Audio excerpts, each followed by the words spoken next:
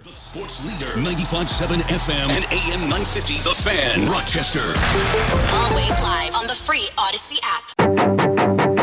The Sports Bar with Danger and Battaglia on the Infinity Sports Network. The Buffalo Sabres have relieved Don Granato of his duties. Wow. As well as assistant coach Jason Christie and video coordinator Matt Smith. Who is next for this Buffalo team? And as you would imagine, there's a long list. There will be no shortage of candidates, so feel free to indulge in the names. Craig Berube, Todd McClellan, Gerard Gallant is on my list as well. I'm going to put Lindy Ruff on the list, Joel Quenneville. Let's look at Seth Appert, right down the road in Rochester. Mike Danger. Do we have to talk about the Sabres? We do, right? Gene Battaglia. We get back to regular programming here in the sports bar. My gosh, the Amherst are still playing, so we'll be talking some Amherst hockey. Welcome to the NFL Draft. If Brandon Bean decides, you know what, we're going with an edge rusher, I would say, okay. But in terms of what I want them to do, it's wide receiver. Maybe they get up to 9 potentially with the Chicago Bears, Roma Dunze or Malik Neighbors. The West play-in takes the cord tonight. The Pelicans host the Lakers, then the Kings host the Warriors. 95.7 FM and AM 950, The Fan, Rochester. Hey, good afternoon. Welcome on into the sports bar. Pull up a stool and join us. Thanks for joining us. Rochester's only local sports talk show at 95.7 FM, AM 950. The Fan Rochester and the free-to-download Odyssey app. Our stream is up. You can watch the sports bar on our YouTube channel at The Fan Rochester, twitch.tv/The Fan Rochester for the video stream as well. And also on your smart device when you ask it to play 95.7 The Fan. I'm Danger. That's Battaglia. It's a show where we have a lot of questions. Hope to get some answers here today. Yeah, we do. As you heard in the open, and you probably have heard by now, the Sabres have moved on from head coach Don Granato. And so let the speculation begin as to who will be the next head coach of this struggling franchise that has failed to make the postseason now for 13 consecutive seasons in NHL record. Yeah, Don Granato, remember, kind of took over as an assistant without any experience because Ralph Kruger was just so terrible, and Granato was a breath of fresh air. And where this organization was a laughingstock, it was a dumpster fire, as the guy in Boston, Edwards, once called it. Just they were respectable, but still, this isn't what we're playing for. Respectable isn't good enough. You have to win a Stanley Cup, go a deep. You can't even make the playoffs, Danger. And the fact that this franchise was 7 points fewer than last year's mark. You took a step back this year. Right. And what's the gap here? You added talent. You had better goaltending. The offense going into the tank altogether. All right, so we have Kevin Adams addressing the media right now. Let's check in on the Sabres general manager as he addresses the media for the first time since the firing of Don Granato. Leave it better than you found it. And I can tell you, there's no doubt in my mind. As far as our team, I'm sure you'll get, deeper, more definitive answers to questions you ask me, but just wasn't good enough. In my opinion, we underperformed, we were inconsistent, and we need to be better. So go ahead and ask questions, and hope I can give you more insight there. Why was now the time to make a change, Kevin? Now, meaning today or just? At the end of this season, I know that you've spoken in the past about wanting to take emotion out of it. Yep. And to evaluate these sort of situations. Why did you ultimately come to this decision at the end of the season? I thought it was the right thing for us to take the next step. I certainly wanted to give this every single opportunity to succeed and to work. And in many ways, as I mentioned, we took a lot of positive steps over the years. But there were times where we were creeping back in it and we were just getting on the edge of the playoffs and getting back in that fight, and we just weren't able to win that next game or get ourselves to the next spot. But I wanted to give our team every chance to do that. And that's why, I think in general I'm patient. I go through my own process when evaluating and making decisions like this, or any decision really. But, I certainly wanted to make sure I did that. And here we are today. The fact that this move came less than 12 hours after you finished your last game, does it indicate that you had made your mind up to a large degree before last night's game was over? Yeah, like I said, I certainly wanted to give our team every chance to get ourselves to where I thought we could be, which was, into a playoff spot, and it didn't happen. But I think it's fair to say that I didn't make this decision on the plane last night. Did you give any consideration to making this move during the season, to get that bump from the new coach? I never felt it was the right time. I think look, like I said, we just flat out weren't good enough this year, and we underperformed, and that's not just on the coaches. That's on the players too, and that's on me. And I want to make sure you guys understand that. When I make decisions like this, and this was my decision, I certainly talk to people that I'm close with and that I work with, and I certainly spent a lot of time recently talking to Terry Pagula about this, but this was my decision. And I felt this is what I need to do and we need to do as an organization to take the next step. But, you think about things during the year, you balance out where are you at, what's the natural kind of evolution of our team and the ups and downs you go through. And I didn't feel that making a coaching change or was the right thing to do during the season, or I would have done it, period. And I just feel that we left some things on the table this year. We didn't perform to expectations, and we have to be better. What was your frustration level with some of the repetitive things we saw this year when you were dealing with Don, talking to Don, things like first periods and the power play, and not getting over the hump in a big game? I mean, just how much did that bother you about this team's development, that there were several qualities that just lasted almost all season? Yeah, I mean, you touched on some of the things that, you go through and you think about when you make decisions like this.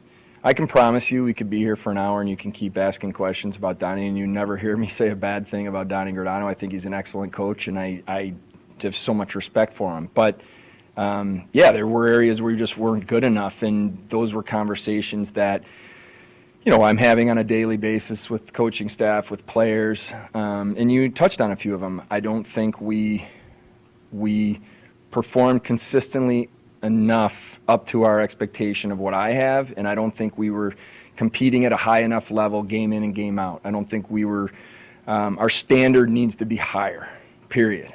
And we need to start games better for sure, but I think it's too simple to say, hey, if we started better, we'd be in a higher stands. I think there's a lot more to talk about with that, but that's definitely one of them. And we need to play better at home, and we just need to be better across the board. You'll probably hear me sick of saying that, but it's just the truth. It wasn't good enough. You had a relationship with Don that was much closer to most coaches and GMs. I mean, clearly, his influence, if you look at the roster, it's there. Just how difficult was this decision for you? Yeah, geez. These are tough. I think anytime you are in my position, you want to make sure you're level-headed, you're doing what is best for the organization above all else. My job is to put this organization in the best possible place I can. And that means making hard decisions. Sometimes that's roster decisions. Sometimes that's trading players, signing players, whatever that might be. These are decisions you make. They're not easy. And a decision like this, of course. My style of leadership is to be very hands-on, to get to know the people that I work with at a very personal level. And that's Donnie and the coaching staff. That's the equipment managers. That's the players. You guys know I've had players over at my house for dinner. And that's because I want to get to know them. I want to be able to understand what they're all about, and they need to know what I'm all about. So that doesn't mean you don't make hard decisions. You make hard decisions if you think it's right. And this is the decision I made that I thought was the best thing for the Buffalo Sabres. And that'll be the message that I talk to the team about tomorrow. Kevin, I'm interested in your comment about the standard needing to be higher, and kind of as a follow to what Mike had said. We had heard things about, Don would say, the lack of compete, dealing with pressure. And for a roster, yeah, it's young, but it's got some experience now too. Was that reflective of his ability to reach them on a consistent basis? And is that also reflective of maybe some issues with some of the players you have on the roster? Yeah, I mean, look, you don't get to the National Hockey League without handling pressure. That is the most ridiculous thing I could ever hear someone say, and that, guys can't handle pressure. It's what you do for a living. That's how you get here. You start getting scouted as a professional athlete. You start getting scouted when you're 14, 15, 16 years old. So that's nonsense. We just didn't play well enough, period. We did not play well enough. From day one of training camp, I don't think we had our standard high enough. Our expectations inside the room need to be raised, and there needs to be accountability across the board. And that starts with me. I take responsibility for this. First and foremost, I want all of you to know that I'm up here talking about Donnie, and I'm talking about the coaching staff and where we need to be better, but I need to be better. It's on me. I'm the leader, and I will be. But I take that very seriously, and I look at every part of this organization and feel very strongly that if there's a trust in relationships and how you deal with each other, then you can challenge each other, and I do believe we have that, and we have the people in the room that can handle that. So that'll be something that we definitely dig into as we move forward here. Kevin, last year you mentioned that you felt the window was open for the team to win a Stanley Cup. Obviously, a disappointing season that's led you to where you are now, looking for another head coach. Would you say you still have confidence in that statement right now? Well, more than ever. Yeah, I mean, first of all, I would say that. I don't know when I said the window's open. Maybe it was the start of the year, it was the end of last year, whatever it was. I would say it again. Absolutely not a doubt in my mind. What I mean by a window opening is I mean that we have a team that's competitive enough to be right there, fighting in the playoffs and giving ourselves a chance. So, and the other thing, just so you all know, that I know you guys have challenging jobs, and I can come in here and do press conferences and be annoyed or give you one-word answers and walk out, but I'm trying to give all of you, and I'm trying to give our fans, honesty and truth. And there's certain things I'm not going to talk about or can't talk about, but honestly, I want you guys and our fans to understand exactly what's going on with this organization. And I meant the words I said, and I would say it again now. I believe I have a talented group of players that now we need to take the next step, which is obviously getting in the playoffs and going from there. Anthony, let me honest on yourself, as you did. How much do you, I'm not sure if second guess is the word, but when it comes to not filling Jack Quinn's spot, when it comes to carrying three goalies, when it comes from maybe not making an extra move in the offseason, perhaps, do you second guess that, and how much does that also fall on you for putting this team together? Well, it all falls on me. I mean, I'll take responsibility for everything, and we're not in the playoffs, so it didn't work, didn't succeed, end of story, and that's on me. Now, it's natural for me in my process to go back over decisions we make and post-mortem to some extent of saying, okay, where did we do some things well, where did we not, what could we have done different? Now, that's different than second guessing or, shoulda, woulda, coulda. I mean, if you could have told me here on April 16th that you knew Jack Quinn was going to have another significant injury, wow, it's pretty sharp of you, John. I don't know if you could have said that. Did we talk about in the summer when he had his injury every possible scenario that we had in front of us of filling that role? Yes. Did we like the cost acquisition? Did we like the potential term of contracts? Did we like the UFA number that it might have been? No, or we would have made the move. And also didn't have a crystal ball to see that he would have another pretty significant injury. So, yeah, you can look back on it now and say, hey, that was an area that we could have done something. But I think we went through the process and made the decision we made. And I also think that no more talk about this being a young team. Zach Benson stepped into a pretty important role this year that was tremendous, and he's a young player. But we have a group of younger players that are experienced now, and now it's time to move forward. What are you retaining your assistants that weren't referenced this morning? Yep. Yeah, you can ask me about any of them, but what you saw in the, and I don't know exactly what was written in the press release, but the 3 names I mentioned is who I spoke with this morning. Do you envision, sorry, just to follow up, those people who are being retained staying in their same roles?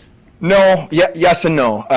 The people that were retained on the coaching staff were retained for a reason, but I think this will be a very important conversation with the next head coach and how roles and responsibilities will be divided up. I mean, you guys know coaches, some maybe more focused on the D or forwards or systems or power play, penalty kill, special teams, all that stuff, goaltending, obviously. So that's something that'll be worked through with the next head coach. I have very, in my mind, very clear direction of what I see and what I want to have happen, but those conversations will be happening. What qualities does this team need in a head coach to take that next step that you referred to? Experience. I want the next head coach to be someone that has experience and can push this group to the next level and win hockey games. And I think that's I have it in my mind exactly what I'm looking for, and that'll be starting today. Does that have to get a coaching experience? Sorry to interrupt you. That's yes. I mean, I would like, in my mind, as I've clearly thought about this, knowing that where we are now, and that those conversations will happen starting this afternoon. I'm going to move forward as quickly as possible because I have a very clear direction in my mind of where we're going to go. But previous NHL head coaching experience, pedigree is important. Kevin, since the owner hasn't spoken to us in 4 years, how would you characterize his mood, and how serious a mandate is he given you and your staff and everyone in this organization about making the playoffs next year and ending the longest drought in the history of the league? Covered a lot on that question. Mike, I get asked this every time I do a press conference. Terry Pegula is engaged as he's ever been.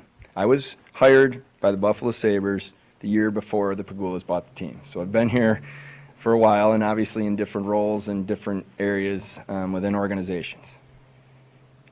Terry Pegula watches closely, talks to me every day, has strong opinions on what he sees, and we have great conversations. Do not take the lack of necessarily you seeing him in the press box as a sign of anything. He is dealing with personal matters, okay? That's important to know. He is engaged. He wants this team to win. He wants to have success, and he's willing to do whatever it takes to win. And that has never changed from the moment I've met Terry Pegula. He has given me every possible resource that he has to help this team and help this city, by the way. And I can't say enough about the dedication that he's continued to show this organization, this city, the players, and that's not changing. And the last part of your question is, are the expectations to make the playoffs? Absolutely. Period. Who's willing to be involved in the head coaching search? Sorry? Who will be involved in the head coaching search? Well, I mean, my style enough to know that nothing happens in a vacuum. Clearly, this will be my final decision, like I said earlier, but Terry Pegula will be absolutely someone that I'm leaning on through this process. Obviously, Jason Kermanos, Mark Jakubowski are people that are in the management team that I talk to. I've done coaching searches and hiring coaches before. I did it in the American League when we hired Seth Appert a few years ago. I did it, obviously, when Donnie became coach. That summer when he was interim, I interviewed a lot of different people and had multiple people in the room at different times. So I've done this before, but yeah, it'll be a process. But I can't stress enough, Matt, that my mind is very crystal clear on what I'm looking for, and we'll move as quickly as possible to get it done. Go ahead, Matt. Let Matt finish it. Go ahead. What's your early sense engaging just the field in terms of how interested? I mean, you're looking for NHL experience, you're looking for pedigree. What can you tell us about what you sense the interest is in this job? Just, given where this franchise? Well, it's been a few hours, and my phone has been on Do Not Disturb. But when I looked right before the press conference, I had a lot of voicemails. I think this is there's a couple things I can tell you about this organization. I think it's viewed now as an opportunity because there is a lot of talent. And I truly believe, and I do believe others see this as well, that we're right on the cusp of taking the next step. And if you're a head coach and you're competitive and experienced, that's something to get excited about. And this is a hockey city. People that love the game and love the feeling of coming into a rink and feeling the expectations of fans and pressure want to be in a city like Buffalo. So no doubt that this is going to be an attractive job. So Kevin, just to double check, you talk about the pedigree and the kind of guys you want having experience. You're really probably not going to wait for somebody, right? Because you want to hire a coach in a relatively short order. Would that be accurate? Yeah, I mean, I don't know. You mean waiting just to see what happens over the summer, you mean? Guys who might be involved in the playoffs. Yeah. No, I'm going to move. I mean, look, we're not going to ever rush into anything and not going to do something. There's no artificial timeline. But what I can tell you is I have a plan, and if the plan moves quickly, even better. I think that's important, but we wouldn't do something that we don't think makes sense just to do it fast. Kevin, you had said that you got a clear idea of what you're looking for, and I guess I asked this not only now with your experience as a GM, but as a guy who won a Stanley Cup, on the ice. I'll try and be as open-ended about this as possible, but like the combination of maybe an old school, hold the feet to the fire, accountability type approach, and the ability to communicate and deal with the modern player. That's a delicate balance in coaching these days. What's your view of that, and how does it fit within what you're looking for? Yeah, you nailed it. I think that is it's exactly where I believe our team is, in terms of we are craving accountability, structure, and that our team's now mentally, in my opinion, ready for that, mature enough to handle that push.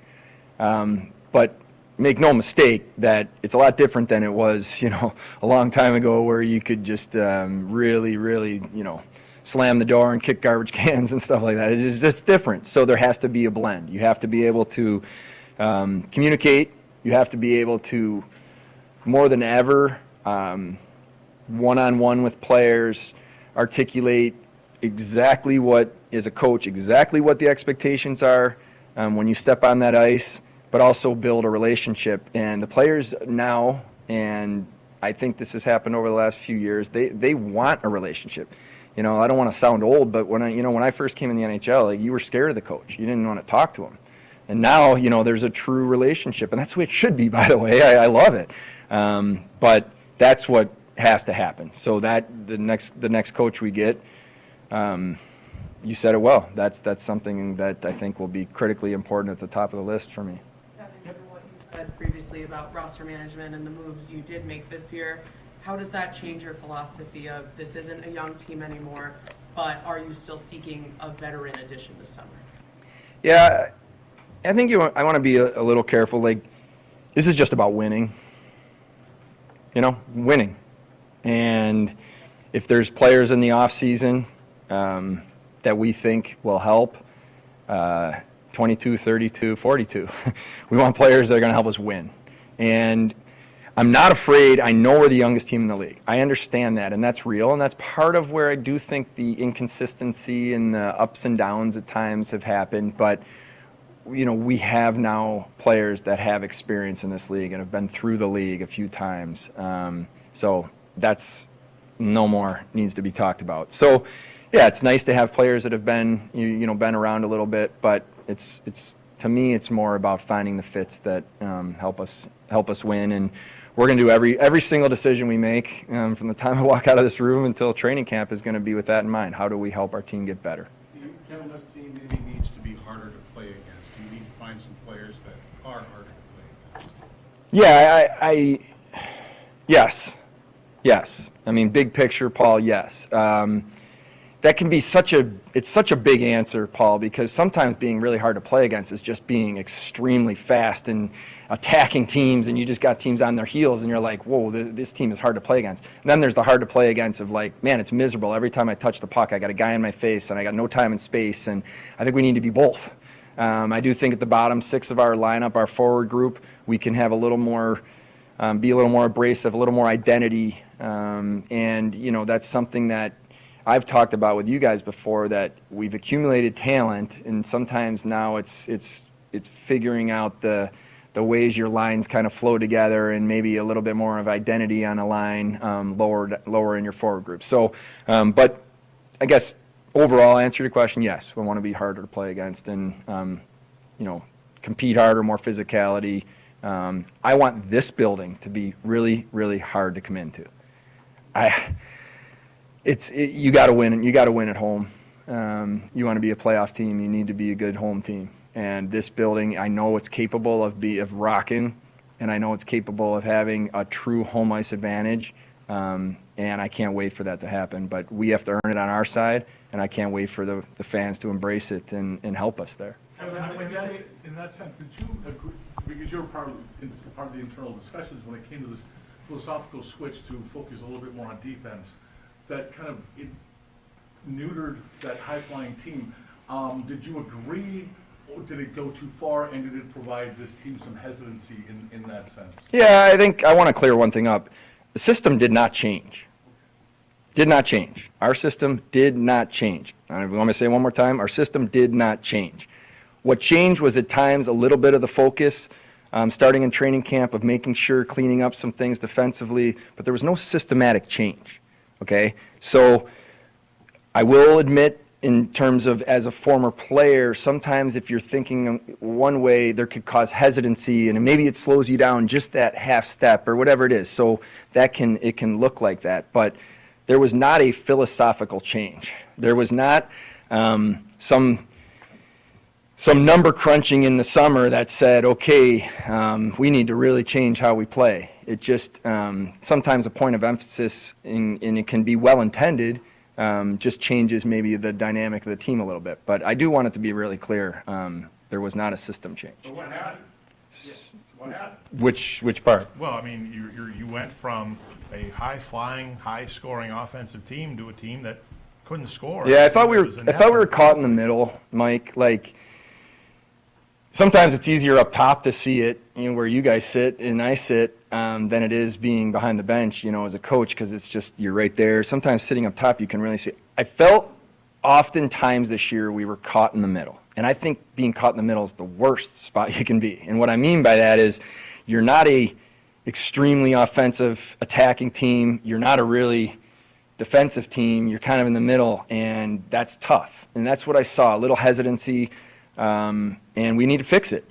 And, you know, and I will say just philosophically, I think that you can argue almost any system you play can work. You've seen teams that are very offensive. You've seen teams that you go back all the way to the Jersey days where they're trapping, and sometimes in the middle. It can work, but everybody has to be completely dialed into it and on board and feeding and reading off each other for the system to work. And I think that there was just a little bit this year of just guys just off a little, and that's all it takes in this league. How do you feel about your core at this point? There were a lot of long-term contracts handed out and a lot of regression this year among those individual players. Yeah, I think I think a couple things. One, you know, I think you got to be a little careful with the word regression, and if you take a step back and you look at everything, there was some great progress this year from goaltending and what UPL did, and JJ Peterka, and just, you know, so there's some of that. And then regression-wise, yeah, there's even guys that are a little more experienced in their career. You're coming off a career year. It's challenging to duplicate that. So the challenge that we had was that we had a number of players kind of fall off and regress. And now the question is, you know, why? And that's, you know, what I've touched on a little bit, and we'll fix it. But in terms of our core, believe in these guys. I completely trust that this is a group of people that will get this right, that in want to make this team great and want to be here in Buffalo and believe in what we're doing, and hold themselves accountable. You know, there's many conversations through the years of some of the guys that you're probably referencing in our core that felt like they're letting the team down, letting the city down, and you'd rather have that because they care. But I have no concern that these guys are not going to be, excellent players for us moving forward. So, big picture, our core, excited and believe that, they're going to take a step and they'll do it now. Not to ask you to tell us what you're going to say to the players specifically beforehand, but just generally, what message do you want to get across to them after making this change, just given the way the seasons went and the concerns that you've cited? Yeah, time is now, Lance. I think coming into this year, there was still, okay, where do we fit within the league, and where are we, some of our players, even in terms of where do I fit in the lineup, and what are we going to be? It's go time. It is time to perform on an individual level and as a team level, and we have to be better. And the message, again, not to get into specifics of what I'm going to say, but it'll be a challenge to them, and they'll be. And part of what I want to help get across to them is, when you win, you think back on certain snapshots and certain, remember we won that game in overtime, and certain big games.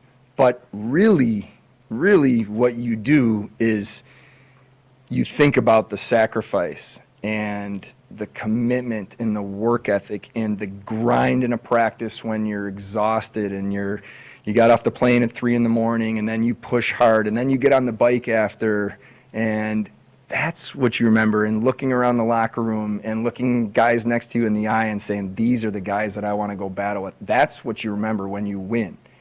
And I want our guys to have that feeling, because I know we have the character in that locker room, and now we have to go earn it.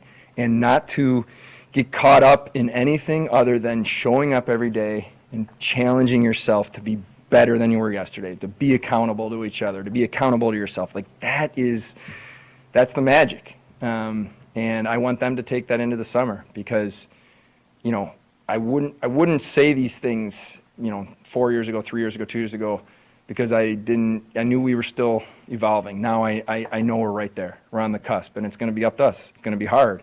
But that's the best part, and that'll be the message. Any update on Paige Thompson? Yeah, he looks like significant enough that he'll probably have to miss the World Championships. Yeah, he was pretty disappointed after the game. I know he's excited to go to the Worlds. So he was getting an MRI. Actually, I think he's doing it maybe right now. But nothing that'll in any way affect him next year or in the summer training. But he's going to be out for. He would have been out potentially a few weeks here. Kevin, when you say this, being competitive consistently was lacking, is that something that needs to come from the coach, or does that have to come from within, from these guys organically, to push each other to do this on in a game-in, game-out basis? Yeah, both. I think the best thing about being competitive is it starts in practice. Puck battles in practice, one-on-ones, competing, and then it carries over into games. And the game is at a great place right now, in my opinion. The National Hockey League, I'll say this, is talented as I've ever seen across the board. The speed, the skill, and people talk about which they should be, but it's also extremely competitive. So you have to have that willingness to compete, and then the skill comes out. And I think sometimes this year what I saw was, we're going to show how skilled we are, and that was the lead. And I just think we had it sometimes out of order. Like, let's compete first, and then let's let your talents go from there. And so the answer is it's both. It's the players making that choice, and it's the coach and the coaching staff being on that every day, every single day. And knowing it's a long season, and I understand sometimes you can really, really push guys, and sometimes you have to pull back. But that's feel. That's what I'm talking about. I'm an experienced coach in terms of, what I'm looking for is someone that has that all the data is great, all the science is great, but sometimes you have to have that feel too, and that's something that I think is important. Does that speak to the standard you're talking about? Yep. Kevin, I'm thinking back to last year and came so close to the playoffs, and there was I don't know, at least outwardly, I got a sense that there was kind of a we've arrived as a playoff team type vibe that was coming out of that room, at least to me. Yeah. We got to earn it. Does your messaging change based on that hindsight? I don't know. I don't. We should have never had any sort of arrogance coming out of our locker room. We haven't done anything. We haven't made the playoffs. We haven't put ourselves in a position. We haven't earned the respect in the league yet. So the reality is too that 31 teams are disappointed at the end of the year. Right? There's one team that feels really good, but there's 16 teams that even feel worse than the other 15 teams. We haven't earned it. We got to earn it. And this league doesn't give you anything. The game doesn't give you anything. You have to respect the game. You have to respect the league. And that's what I'm talking about, the mindset of walking in the morning and it's time to go to work. And then loving that time with your teammates and appreciating that time and being on the plane together and all these things you get to do together. But when it's time to work, it's time to work.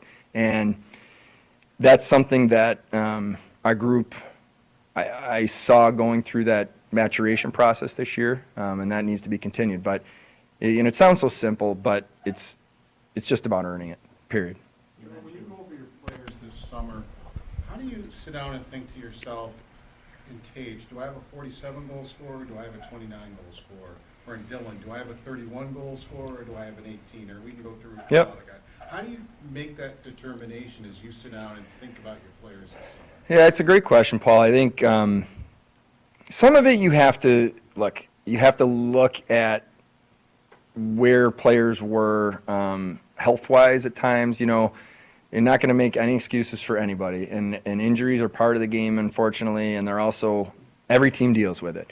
But a guy like Tage really battled the first half of the season, a lot of things there was a lot of nights he's playing and wasn't himself. So that plays a role in it, and then he did get healthier in the last half, the last 30 games, and you saw the production look a lot more like the 47-goal scorer and, that we expect. So you take that, and then I think the other thing, I like to do is kind of look at the process of their game. So take Dylan Cousins. If he plays the game the right way, meaning good on both sides of the puck, competing hard, fast, power forward mentality, get to the net, the offensive production will be a byproduct of that, and not reversing the order of saying, I'm going to go score 30 and, doing it a different way. So that's what I look at, and I think at times, with Dylan in particular, last night he looked like the exact guy I'm talking about. And there were other nights where I just thought, he's not playing to his identity. And I talked to Dylan sometimes this season about, at the end of the game, the other center that you've been going against, especially at home when you're matched up against another team's top line, has to be like, this was miserable. That was a miserable night going against 24 all game. And that's the reputation that you want to have in this league. And to me, Dylan's role is a little different, where he could score 25, but he helps us win more games because he's first penalty kill. He's taking the big face-offs. He's going to be out there at the end of the game, maybe block a shot. That doesn't show up on the offensive side, but it just helped us win a hockey game. So some of it, too, is our players maturing to understand that the role they play ultimately is about winning. And I think that's a step that we'll talk about this summer as well. All right, we're going to step away from Kevin Adams live from KeyBank Center as the Buffalo Sabres earlier today moved on from their head coach, Don Granato. Sabres GM Kevin Adams addressing the media there for, close to 40 minutes as we're walking away from it. Yeah, we have head coach Seth Apper of the Rochester Americans coming up at 4:25, and just kind of review my biggest takeaway. Experience. He made it very clear that's what he's looking for, someone with a, quote, NHL pedigree. Yeah, and also that he's not going to wait around, that this is a decision that he has a clear vision in his mind of what he wants to do, who he wants to go after, the kind of coach he wants to hire, and we'll move quickly to try and get that accomplished here. some insight there from Kevin Adams, and I think Kevin Adams may be taking a little bit on the defensive there, is getting pressed by some of the tougher questions being thrown his way, and certainly the frustration is felt not just within that organization or within anybody that covers the team, but every fan of that team has been frustrated for a very, very long time and expect results. Well, it's a results-driven business. Don Granato not able to provide those results. Therefore, he is no longer the head coach of the Buffalo Sabres. Matt Perino, very gracious in moving it back. So we'll get to some Bills news here as OTAs are going on.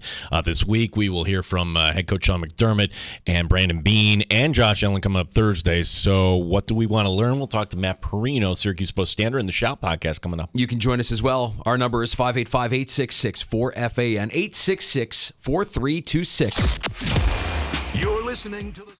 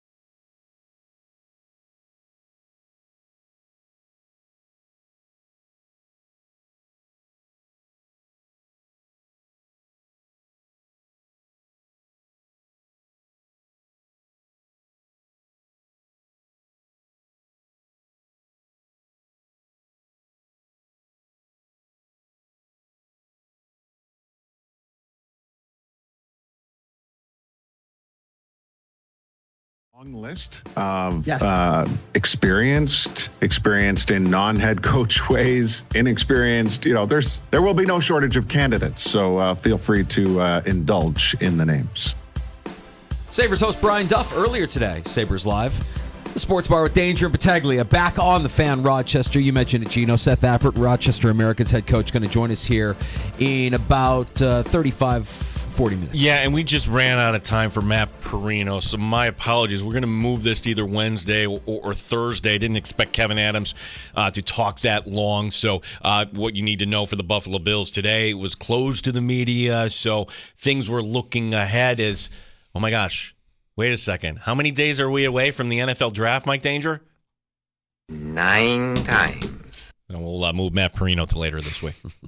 Speaking of the NFL draft, quickly, while we have a second here, Three Heads Brewing for day one of the NFL draft. Yes, Gino and I will be live on Atlantic Avenue in the neighborhood of the Arts from 3 until 6, discussing Bills draft plans for night one of the NFL draft from Detroit. And then Friday for day 2 of the NFL draft, we will be at the Tap Room at Bill Gray's, the Chili location, from 3 until 6 live with some great prizes there as well. We invite you, our Sports Bar regulars, to stop out and hang out with us as we discuss NFL draft on day 1 and day 2 of the NFL draft. We can share a cold one and maybe a win or two. Three Heads, Atlantic Avenue, Thursday, a week from Thursday, I should say, and Tap Room at Bill Gray's Chili location a week from Friday. I know a lot of Sabre fans, myself included, love Lindy Ruff. That was some fun, good times there, and it just kind of ran its course. But he is out there now, and a lot of Sabre fans would welcome Lindy Ruff back to Buffalo. Maybe Lindy Ruff gets an interview. Maybe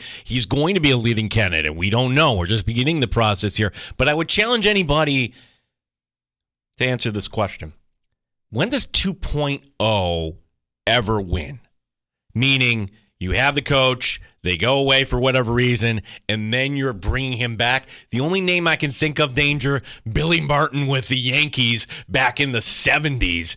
It didn't work with Joe Gibbs. It hasn't worked with others. So, I mean, what is the ultimate goal here? Because when I'm hearing Kevin Adams, it sounds like he wants to take the head coaching search in a different direction, and that's going to lead you to guys like Lindy Ruff and Bruce Bordeaux and those sort of guys. Now, as the press conference was ending, Matt Move from WIVB in Buffalo pointing out that as he was walking out, Kevin Adams was asked specifically if Lindy Ruff is a candidate, and his response was, "I have a plan." So there is a plan in place that Kevin Adams, and maybe it is Lindy Ruff. My take on that is, if it is Lindy Ruff, then I think Terry Pagula is the one that's actually making the call on who the next head coach of the Sabres should be. I don't necessarily think that Lindy Ruff is the best option. Now, I know a lot of Sabres fans long for the days of Lindy Ruff, when Lindy Ruff was the head coach of this team, and that's great. I can appreciate that. I take what you say seriously, Gino, and that it very rarely does 2.0 come back and work. I think there are candidates out there with experience, with Stanley Cups on their resume that could check the boxes that Kevin Adams is looking for. The guy that could be that tough old school mentality while also developing and having and garnering relationships with his players. I mean, that was an interesting element of the press conference. And we've talked to Coach Appert about this as well. The idea that, the days of kicking garbage cans and slamming doors, you have to be kind of selective with when that comes out. More than anything, you want your players to trust and believe in you and have a relationship with you. There's more to this than having a system or being Coach Hardass. There's a nuance to it, and a big part of that is having the kind of relationship with the player that the player will engage and run through a wall for you. Well, the key takeaway I had there, because I do think Don Granato was likable, but we are, quote, craving accountability and structure. It's a fine line where you want to be the modern coach and want to have that relationship, but you also have to kind of push back. And that's where, for everybody that doesn't cover the Amerks on a day-to-day basis and just would say, well, Seth Appert is just kind of Don Granato in the AHL. No, he's not. He's his own man. He's somebody who demands accountability and certainly wants the players to do what's right. But I hear this today. I hear what Kevin Adams is saying, and we have Seth Appert coming up at 4:25 today. And yes, we'll talk about the playoffs. Yes, we'll talk about how the Amerks are playing well. We'll talk about the things on the ice, but we're going to have to ask the question. Like when he hears that, I hope that they would at least interview Seth Appert. And we've already, I mean, if since the news of Don Granato being let go broke this morning, there's been plenty of speculation in your feeds about who that next head coach would be, including Seth Appert, and it's been a topic of conversation already. Marty Baron earlier today on Sabres Live explaining why the Amerks head coach would not be a fit for the Buffalo Sabres. I love Seth Appert. I think he's a really, really good coach. I just don't see that the fit is here in Buffalo to say, hey, we're going to bring somebody, again, that has very little NHL experience to continue on what has been happening from Housley to Kruger to Granato and to keep doing that over and over again. I just don't see it happening. I just don't see the pattern that has been happening in Buffalo fitting for a Seth Appert to come and be the coach. So after we left the press conference, he was asked about Seth Appert. Says Kevin Adams wants Seth Appert to focus on his job right now with the Amerks, and he believes Rochester can do something special in the Calder Cup playoffs this season. Yeah, and I have a feeling when we ask Coach Appert about that, when we speak with him later, that it will be, my job is to focus on what we're doing here in Rochester and go on a deep Calder Cup playoff run. One other footnote from Lance Lysowski of the Buffalo News, because it didn't come up during the press conference. Whoever is the next head coach of the Buffalo Sabres will appoint someone to run the power play. That's according to a source there, Lance Lysowski. Matt Ellis will have a different role with the organization next season. I would just kind of wonder, too, like if you're Seth Appert and you do take this team to a Calder Cup, and this is I'm speaking directly to everybody that's lived in this town and grew up as an Amerks fan and has watched these teams and remember what it was like when this team won the Calder Cup. John Tortorella won a Calder Cup. He never got an opportunity with the Sabres. Mike Keenan won a Calder Cup. Never got an opportunity with the Sabres. If you're Seth Appert and you get the job done here, history's going to repeat itself. We will take a quick break and then come back with more next. We have time for your calls, your reaction at 866-4FAN, 585-866-4326. Rochester Americans head coach Seth Appert joining us at 4:25 here on The Fan Rochester. You're listening to the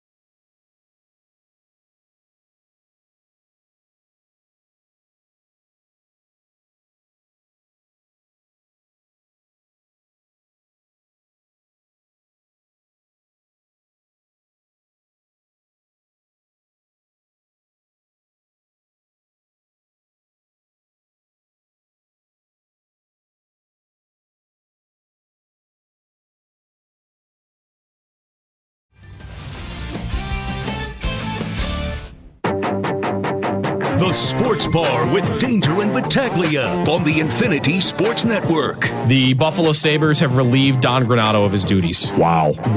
As well as assistant coach Jason Christie and video coordinator Matt Smith. Who is next for this Buffalo team? And as you would imagine, there's a long list. There will be no shortage of candidates, so feel free to indulge in the names. Craig Berube, Todd McClellan, Gerard Gallant is on my list as well. I'm going to put Lindy Ruff on the list, Joel Quenneville. Let's look at Seth Afford, right down the road in Rochester. Mike Danger. Do we have to talk about the Sabres? We do, right? Gene Battaglia. We get back to regular programming here in the Sports Bar. My gosh, the Amherst are still playing, so we'll be talking some Amherst hockey. Welcome to the NFL Draft. If Brandon Beane decides, you know what, we're going with an edge rusher, I would say, okay. But in terms of what I want them to do, it's wide receiver. Maybe they get up to 9 potentially with the Chicago Bears, Rome Odunze or Malik Neighbors. The West play-in takes the court tonight. The Pelicans host the Lakers. Then the Kings host the Warriors. 95.7 FM and AM 950 The Fan, Rochester. Hey, we welcome you in to the Sports Bar. It's Danger and Battaglia. Glad you're with us this afternoon, listening along at 95.7 FM, AM 950. The free-to-download Odyssey app, that's AUDACY. Our video stream up on our YouTube channel at The Fan Rochester, streaming on Twitch at The Fan Rochester, and on your smart device when you ask it to play 95.7 The Fan. I'm Danger, that's Battaglia. Yeah, as we do have time for your calls in this segment. We couldn't get to them last hour with the press conference. Our phone number, 866-4FAN, 866-4326. We're also on Elon's Twitter, that's X, at The Fan Rochester. You can engage with us there, and there's plenty of action inside of your feed. I'm sure if you're following along with the post game of the Kevin Adams press conference there, a lot of instant speculation that the guy that they have in mind to replace Don Granato is Lindy Ruff. Which would that point to the owner? I thought it was interesting that the biggest pushback in that press conference, which really shouldn't be surprising, was the question about Terry Pegula. And it was kind of put in, we haven't heard from the owner since 2019. Like he's some opposite. I'm telling you, because I see Terry Pegula in the tunnel the majority of Bills games. He is engaged. He's just not good in front of a microphone. I think that's it's probably a blessing that we don't hear from him as much as everybody thinks we should hear from them.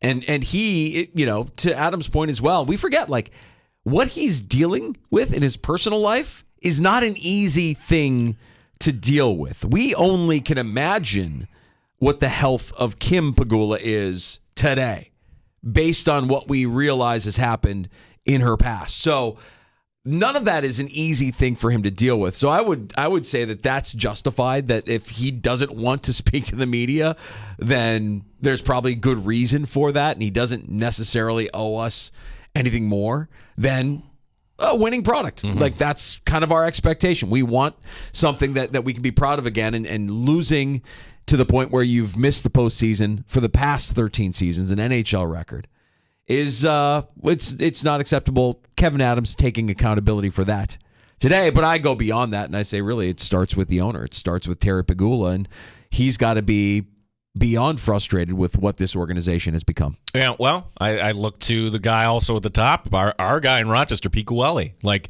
you have a lot on your plate, Pete. Okay, that stadium that's going up in Orchard Park, yeah, that's number one on your list. But number two, I would say, is, hey, this NHL franchise, it needs a lot of work. The arena needs work, the front office needs work, and also the product on the ice needs work. So Kevin Adams today saying this was his decision, but he's not going to make it in a vacuum. The other thing, too, was, hey, the Sabres won last night. This decision was not made on the plane ride back home last night. Didn't give it a definitive timeline. Said he was going to give this team every opportunity. Probably like, hey, once you're eliminated, we're going to make the move in a different direction, and letting Don Granato kind of play this out. I don't think they were doing him wrong by doing that. This happens in a lot of sports. Like, let the season play out, and we'll make this move right after the season. Yeah. If anything, it is an organization that does pay special attention and close care to, quote unquote, doing the right thing or doing right by the player or doing right by the coach that you fired. Eric Comrie started in goal last night because they felt that was the right thing to do for a guy who hasn't gotten a lot of ice time this year, but has been part of the development of both Devin Levi and Ukko-Pekka Luukkonen. So a lot of attention is being paid to the organization doing right by the members of the organization. And one thing I will agree with Kevin Adams and what he was saying is that I do think that this job, this head coaching vacancy is a desirable one, where it probably wasn't as recently as a few years ago, or as recently as the Ralph Kruger period. I think now you do view it as an opportunity. If you're a veteran head coach, you can look at what's been built and look at what's been brought in and say, yeah, there's enough talent here that we can do something. But don't use youth as an excuse anymore, because that's not going to fly. And that's something that we heard repeatedly from Kevin Adams, that there are enough guys now on this team. It is the youngest team in the league, and you can't change that fact. But by experience, they've been around a few years Correct. now. It's time to take that next step. We welcome your feedback here. Where do you go from here? 866-4FAN, 866-4326. Mike in Irondequoit being very patient. Hey, Mike, how are you? Hey, guys, what's going on? Thanks for taking my call. First-time caller to the show. After listening to that Kevin Adams presser, I don't know. It sounds like they want to go in a whole different direction than I would. I don't know. It sounds like they want to kind of recycle old head coaches. I was thinking more along the lines of getting a new guy like a David Carl from University of Denver. And he's 34 years old. Had six seasons as coach for the Pioneers, 2 national titles, another Frozen Four. Coach of the World Juniors gold medal team for the USA this year. Mike, I'm open, and he should. You've got the time here. Talk to lots of people there, but in this press conference, for him to say we're looking basically for NHL experience, I don't know how you would go with a college coach. And for that matter, you at least have to give Seth Appert an interview, but it doesn't sound like that's going to happen either. And if you were going to, Seth Appert also has ties to the Denver program. Yeah, he was a coach there. Yeah, can you imagine that? That you go with the guy that has most recently coached at Denver, if you were to go over him over Seth Appert. I don't think either one really feels like realistically an option, based on the words of Adams' press conference today, that he is going to look for a coach with a little bit more experience, a little bit more NHL experience. And, it's going to be that delicate balance of finding the guy that isn't the fraud that Ralph Kruger was, Coach Hardass, right? Versus the guy that is also going to be too lenient, too much of a player's coach. Having that relationship where there's a mutual respect and trust, not necessarily a fear. He went into that, from his time as a player, where you feared the head coach. And I think there are still some coaches out there that if you're a young player, you would fear. I would fear Torts. Oh, my gosh. That story about how Torts, after a game, made everyone go out and talk to the reporters or just be available. Yep. Guys who didn't dress had to be available. Now compare that. You give up 9 goals to crummy Columbus, and you just have the team captain available and nobody else. That set the tone. That was the one where I'm like, oh. And yes, they bounced back the night after, but the accountability part, that's lacking accountability. Jeff Skinner should have been out there. Heck, all of them should have been out there. You gave up 9 goals. Make yourself available. That's right. So the balance will be finding the coach who is a blend of what you've had with Don Granato and maybe a little bit more of that tough love and experience and grit that you get from more experienced NHL head coaches who've who've made the rounds. And there are no shortage of names. Lindy Ruff is the first one that comes to mind. In fact, it almost feels like they're hinting at going in that direction with Lindy Ruff being relieved of his duties earlier this season by the New Jersey Devils. You certainly can't rule out a guy like Berube, who's won a Stanley Cup in recent years with St. Louis. He is available. Bruce Boudreau, a veteran head coach who's out there, who has made the rounds, most recently coaching in Vancouver as recently as last season. So Gerard Gallant, another guy just fresh from coaching the Rangers last year. Like, there's no shortage of names. Yeah, like Gallant always does a good job, and I don't know why it kind of ends always quickly for him, but then maybe, again, we're not used to that. Like, you do a job, like Lindy Ruff, I thought it did a great job in New Jersey, but then the next year it's not good enough. This is how business is done in the NHL. Again, our number, 866-4326. Luke in Rochester has thoughts. Hey, Luke, how are you? Hey, I'm good. Thanks for taking my call. I don't like anything Adam says. He doesn't seem like a versed GM to me, including now he's going to focus his search to just primarily to NHL head coaching experienced candidates. He should have got rid of Granato earlier in the year. You're going to miss the playoffs by just 7 points, 3.5 games. He could have tried out Alpert. He could have tried out somebody else.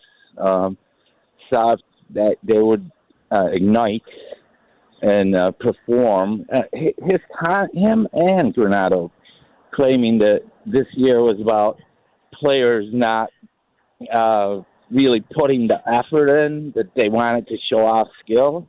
That's pathetic. I can't believe he said that.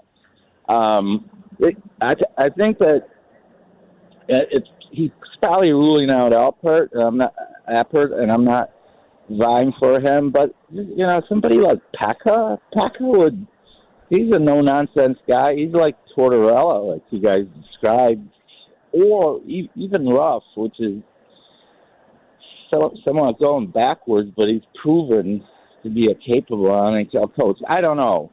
I do not have any faith in Kevin Adams. Well, I think that if we see them go with Lindy Ruff, that's more a Terry Pagula decision than a Kevin Adams decision. Yeah, and the fact that he wouldn't address whether Terry Pagula was a candidate or not. I want to thank Joe for writing Lindy it. Ruff. Excuse me, what did I say? Terry Pagula. Okay, yeah. Terry Pagula would be a candidate. Yeah, that would be a story.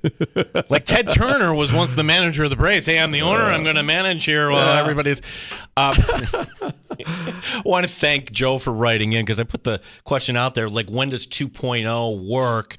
Phil Jackson with the Lakers. Okay.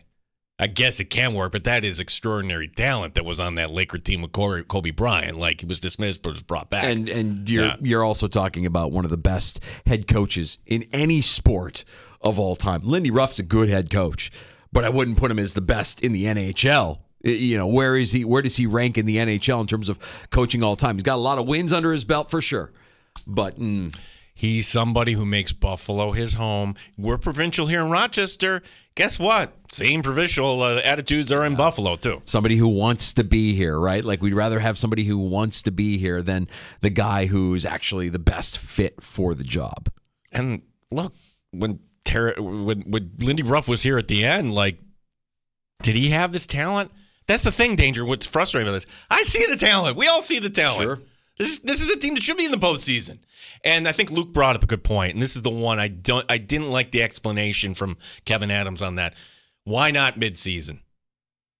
Like, the signs were there. Like, hey, this isn't kind of working here, and this is how business is done in the NHL. Because I think Kevin Adams and a lot of people in his position don't want to fire anybody. They don't want to spend more money, too. Like, that's right. Yeah. It's an admission of failure. It's, in this case, extreme failure. You just extended him. He hasn't even coached. I mean, Don Granato hasn't coached a game under his extension that they just signed him to. So you're eating a lot of money if you're Terry Pagula. But if you're Terry Pagula, you have to eat this money, because what is it? It's $1.9 million.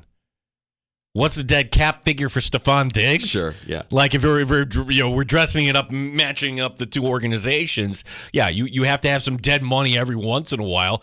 And for a roster that doesn't spend money, and look, Kevin Adams didn't give an answer as to whether he wanted a redo about bolstering and fortifying the roster. Yeah, he should be accountable on that, too. There were opportunities to go get some free agents and everything else, and pointing at one guy saying, hey, did you know he wasn't going to get re-injured? He didn't like the term. He mentioned, did we like the term? Did we like the value? They can spend money. They aren't spending money on their roster. So Kevin Adams saying, I don't like the terms, or we didn't like the length, or whatever the excuse is for not signing the players that could bolster this roster, I think, again, dysfunction starts at the top, and you have an owner who isn't investing. Kevin Adams would say otherwise, but it feels and looks to my eyes when you look at what they've spent in terms of the rest of the league, ranking 28th, 29th, last, in the league in spending during Kevin Adams' tenure. It sure sounds like they're not going to make the investment. You can say that we don't like the terms. That's fine. And you want to walk away from that. You got to deal with this now, which is us asking, why haven't you brought in some guys that can give you that grit in your bottom six that you're talking about, that can make life miserable for other teams when they come to KeyBank Center? You haven't done that. Not enough, at least. We'll talk to head coach Seth Apper. Before we do this, breaking news about the Buffalo Bills coming up. Breaking news? Yeah. Ow! It really hit me. I didn't know it was coming back that far. Now, in a normal day, we would do I'll drink to that, but we have a lot going on. My quick thought on this, John Sterling is still with us on this planet. As long as he's with us on this planet, even though he's not calling Yankee games, can we still use that as our breaking news sounder, Mike? I'm fine with that, okay, yes. Good. Yes. Okay, good. On to the next order of business. Sean McDermott has to be excited about this one, as visiting the Buffalo Bills, one of the top 30 visits today, Iowa safety / corner / returner Cooper DeJean. You have a thing for Cooper DeJean. Me? That's your guy. Me? I'm just telling you what I see. Sean McDermott's going to love the guy that has some wrestling in his background. Loves some Iowa football. They can talk about the safety position, and he will. Hey, you don't have the opportunity to move up. You don't have the pass rush you don't like. Maybe you can get a wide receiver in the second. Boy, Cooper DeJean at 28. Safety? Is he a corner? Oh, but we love that versatility, Mike. Yeah, we do. We do love a versatile player. Seth Appert, Rochester Americans head coach, stopping by the sports bar next. We'll get his take on not just the organizational changes today with the Buffalo Sabres, but, of course, the Amherst playing some really good hockey here at the most important time of the season. 1 point out of first place, 8 goals against Belleville over the weekend, and a matchup against Toronto coming up here tomorrow night at Blue Cross Arena. We'll get into all of it with the Amherst head coach next on The Fan. Rochester. You're listening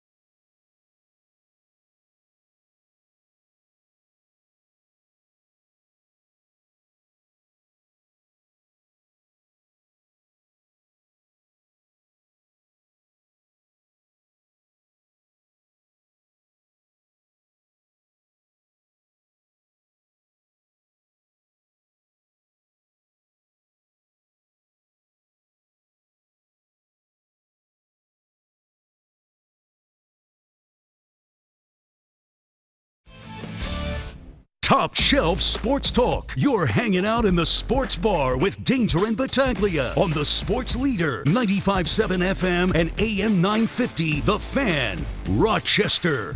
10 seconds. Steve Booyam sends it off the glass. It's going to roll down. Is it going to be an icing? No. Getting there is Jared Wright. Time's going to come. Denver's going to win 10. The debate is over. There is no more argument. DU is officially the greatest college hockey program of all time. Oh boy, call from over the weekend as we welcome in Rochester Americans head coach Seth Appert. We'll talk about your Pios who got it done over the weekend. We'll talk about your team clinching a playoff berth. Seth, thanks for making time for us this afternoon, but obviously a rough day for the organization. Wanted to get your thought off the bat on the change at coach up top in Buffalo. Yeah, it's a tough day. It's coaching and just being part of this game is a great thing. It's an unbelievable game. We're all very lucky to be part of it. But at times it's a hard profession. And coaches get fired. I've been fired. Most of my friends have been fired. And Donnie's a friend. And so it was a hard day. Donnie's a great man. He's a heck of a hockey coach. And so is Jason Christie and Smitty and it's you just never like to see that, but that's part of our profession, unfortunately, and that's the way it works. But it's been a hard day for sure, especially when as good of a man as Donnie and happens to. Amherst head coach Seth Appert, our guest. Seth, now as we're looking ahead, would you like to have that job? I don't really worry about that stuff. I really don't. I've never been a guy that thinks about those types of things. I've never been a person that has a 5-year plan. You guys played the clip of the Pioneers winning, which was awesome. When I was an assistant at Denver for 10 years, we won 2 national championships and things were rolling. And, people were telling me that, I should jump to a bigger job or I should try to be a head coach here or there. I just never worried about that stuff. I firmly believe if you do a great job where you are, you treat people the right way where you are, that good things will follow at some point. And so that's not my worry right now. My worry is on the Rochester Americans and getting us ready to play Toronto on Wednesday night. Seth, do you have a chance to speak to Kevin Adams today? I've spoken to Kevin, yes. Yeah. So what he said today about the Sabres coaching search, preferring NHL, experience, did that catch you off guard, Seth?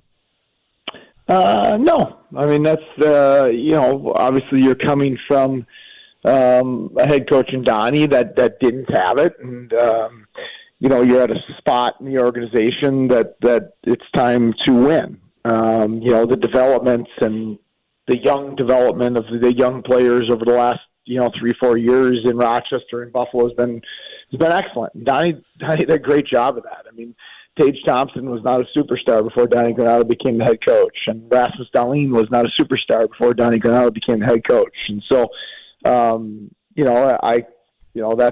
completely understand where Kevin's mind is at. And like I said, my focus, do I want to coach in the NHL someday? Sure. But I would love coaching if I was coaching high school in Minnesota. I would take it just as serious as I do right now. And I love coaching the Rochester Americans. I really love what we've built. I love what we've created here in Rochester. I love the culture. I love our players. And so my full focus is on getting us ready to take care of a demanding week, to play Toronto tomorrow night, and to get us ready for the playoffs. Seth, you were up there a couple games this year. And last one from me, on this topic here. But as a coach, you develop players. As a coach, you develop other coaches. You also got to develop yourself in a way. Like, what about the opportunity just to go through the process? Would you welcome at least the opportunity to interview for a position in the NHL, whether that's with the Sabres or some other team?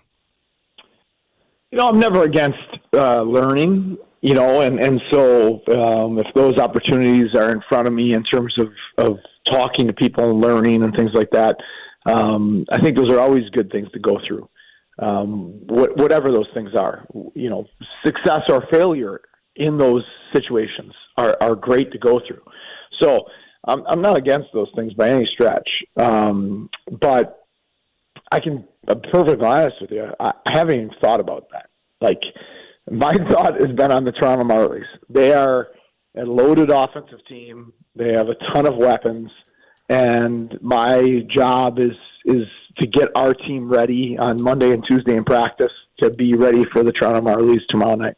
Seth, talk about that a little bit as far as you as the coach getting your team ready, and just you as a coach, because we've talked in the past about the job of a head coach when you're dealing with this generation of hockey players. And Kevin referenced it in his press conference earlier, that when he was a player, you feared the head coach. And it's not necessarily like that anymore. You have to find this balance between a trust and a relationship with the player, but also a respect and accountability with the head coach. You talk about how you have relationships with a lot of the players that are now playing up in Buffalo, a guy like Jack Quinn or UPL.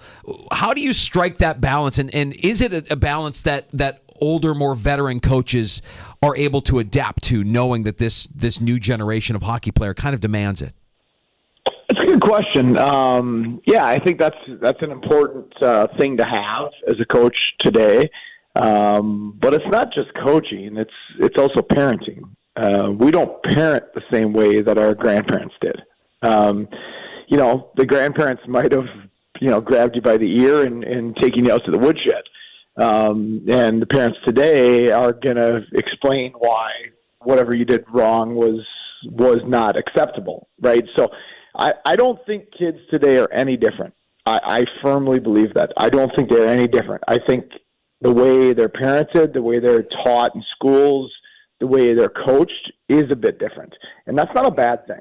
I am not one that likes to be like, oh, back in the golden days, we said this and you did it, and that's the way it's supposed to be. I don't buy that. So for me, what I look at with our relationships with our players is the better relationship I have with our guys, the harder I can be on them. So it's not that you can't be hard on players today. You can be incredibly hard on players. So you ask any one of our players, you ask Jack Quinn, you ask Matthias, you ask any of our guys now, if I'm hard on them, I'm hard on them. But I believe now that you need the relationship to be hard on them. They need to know you're coming from a place that you're trying to help them versus coming from a place of do this or else. Seth, one quote amongst many. I thought Kevin Adams was he was great. Kind of laid it all out there. But talking about how the Sabres organization or the Sabres themselves craving accountability and structure. That's kind of going along the same lines, right? You as a coach, you have to develop the accountability. And in what ways do you kind of do that here, with your team, Seth? Well, I think it's what you do every day. Accountability is day to day.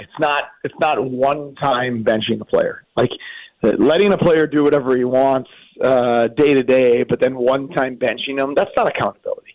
Accountability is how you act every day. It's the consistency of how you act every day as a head coach. And sometimes accountability can simply just be taking a player off the ice in the middle of a shift.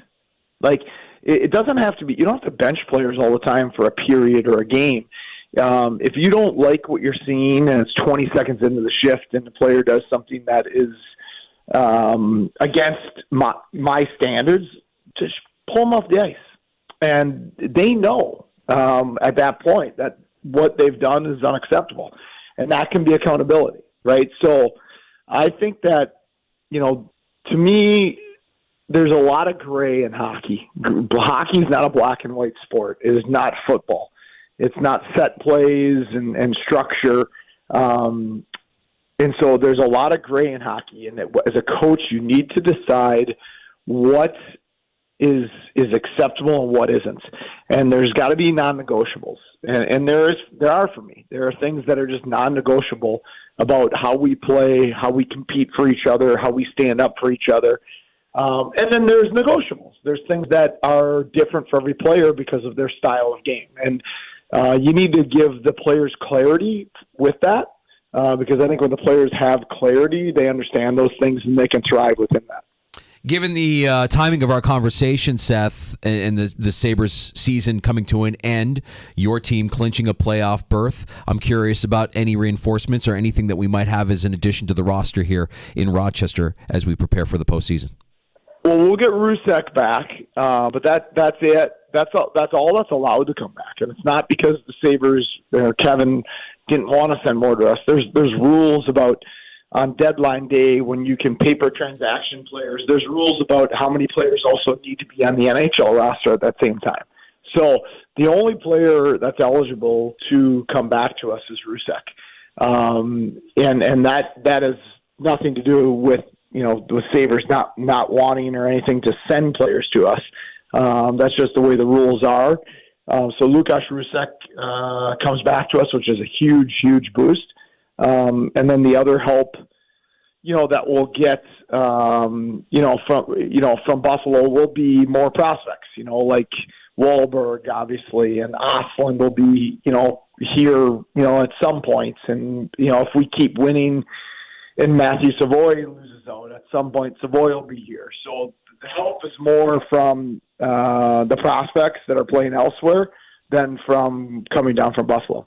Seth Apper, our guest here. Seth, I feel like we're bearing one of the leads here. Congratulations. It's not easy, particularly in this division, to get back to the postseason. Your thoughts here as you're in a position to make another run here for the Calder Cup? Yeah, I'm excited for our guys. It's a hard division, as you guys know.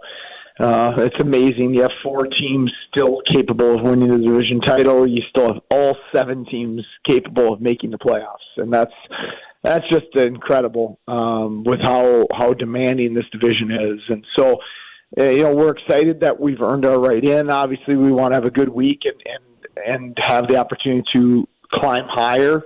The first 3 spots, obviously, you get a bye, and those things are important. So there's still work to be done.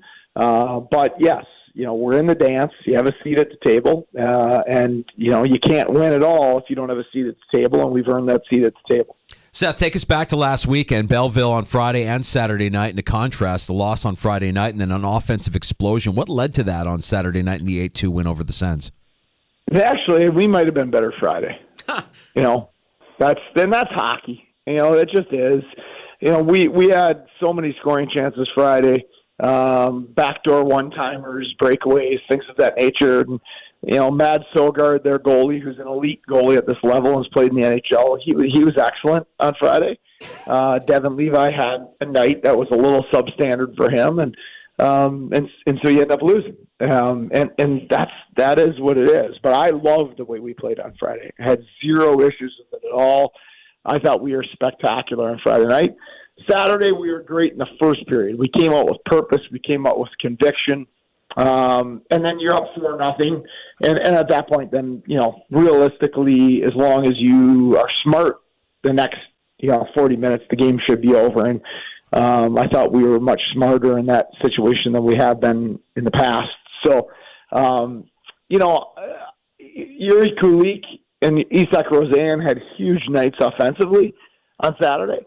But on Friday, Yuri Kulik had 11 shots on goal. It's just, the puck didn't go in. He missed a few shots. The goalie made a few big saves. And hockey's interesting that way because there is some chance and some luck and some bounce effect to hockey, and there is a goaltending effect to hockey, and that's just a reality. But I thought we were really good both nights.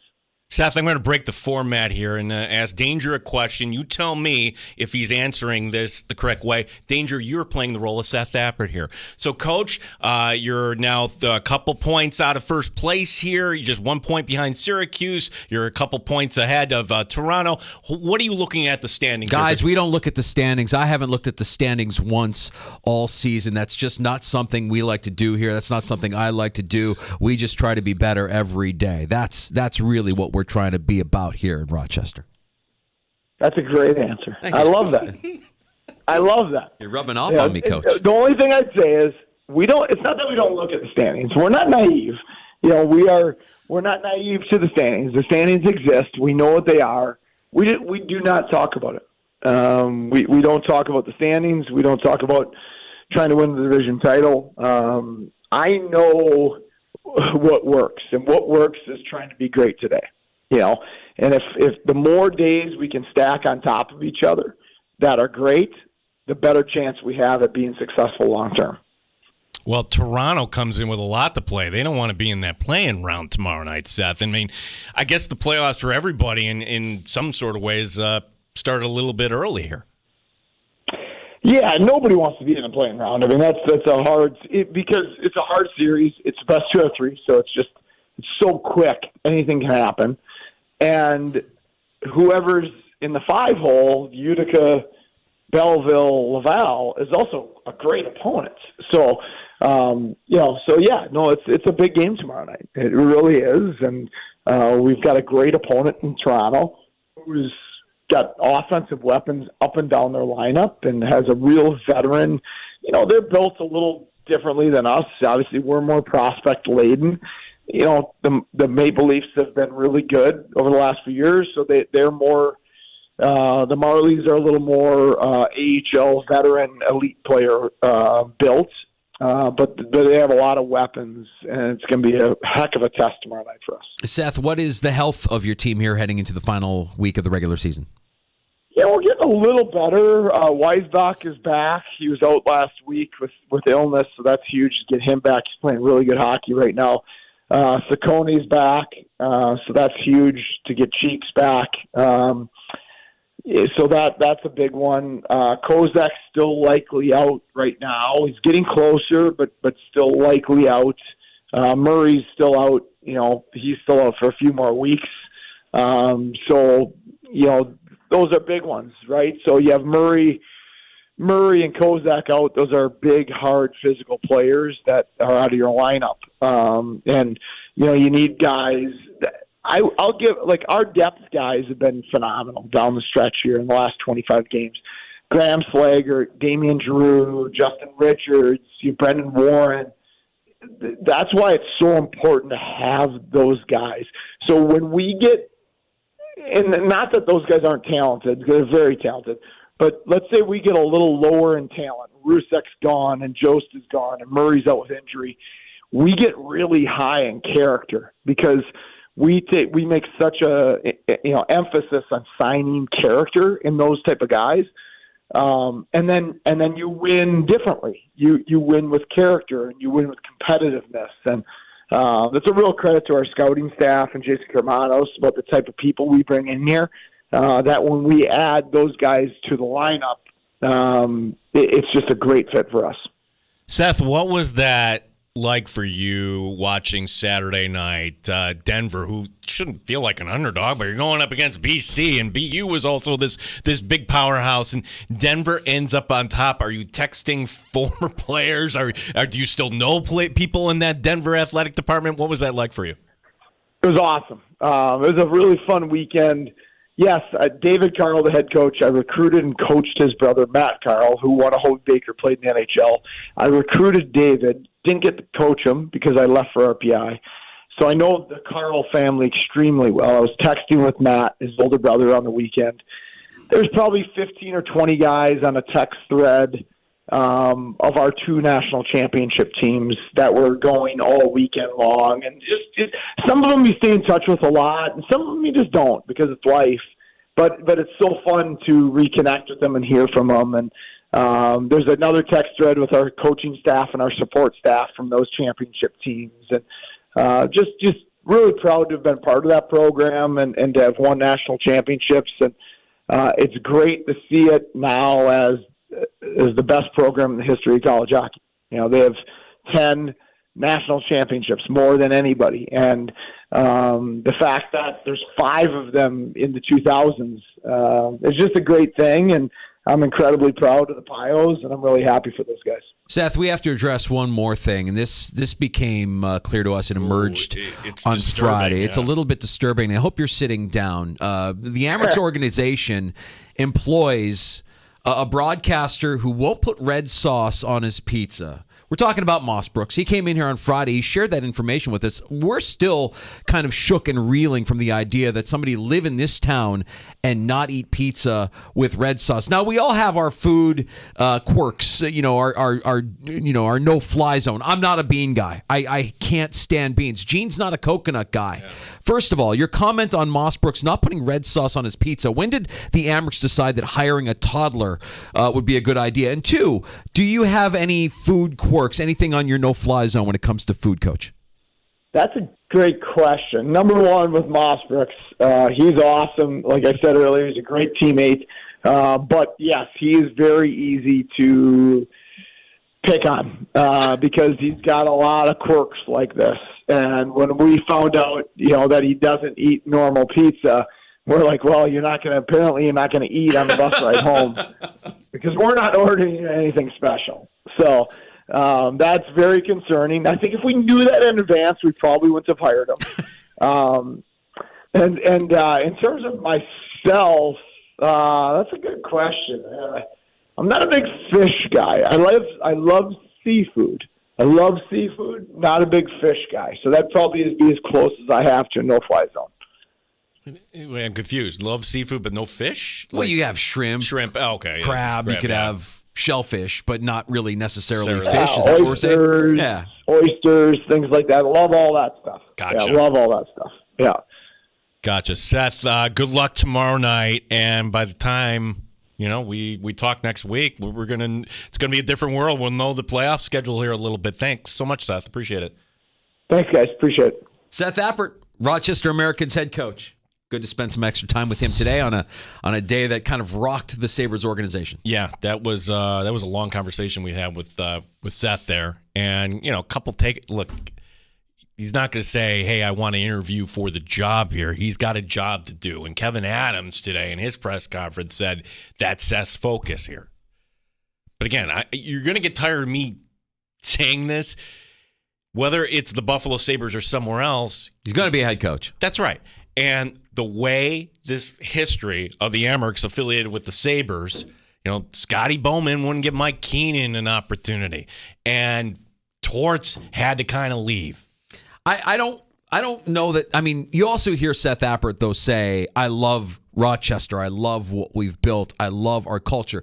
It's a guy that continues to say and do all the right things. Will eventually be. He is our coach. He will be an NHL head coach someday. It feels like it's trending in that direction. If it's not in Buffalo, I fear you might be right, but I'm also not going to be quick to say, oh, he's automatically at the end of this season going to go somewhere else. Well, right. That would be a valid fear. Like, hey, you know what? It's not going to happen for me in Buffalo because they hired so-and-so.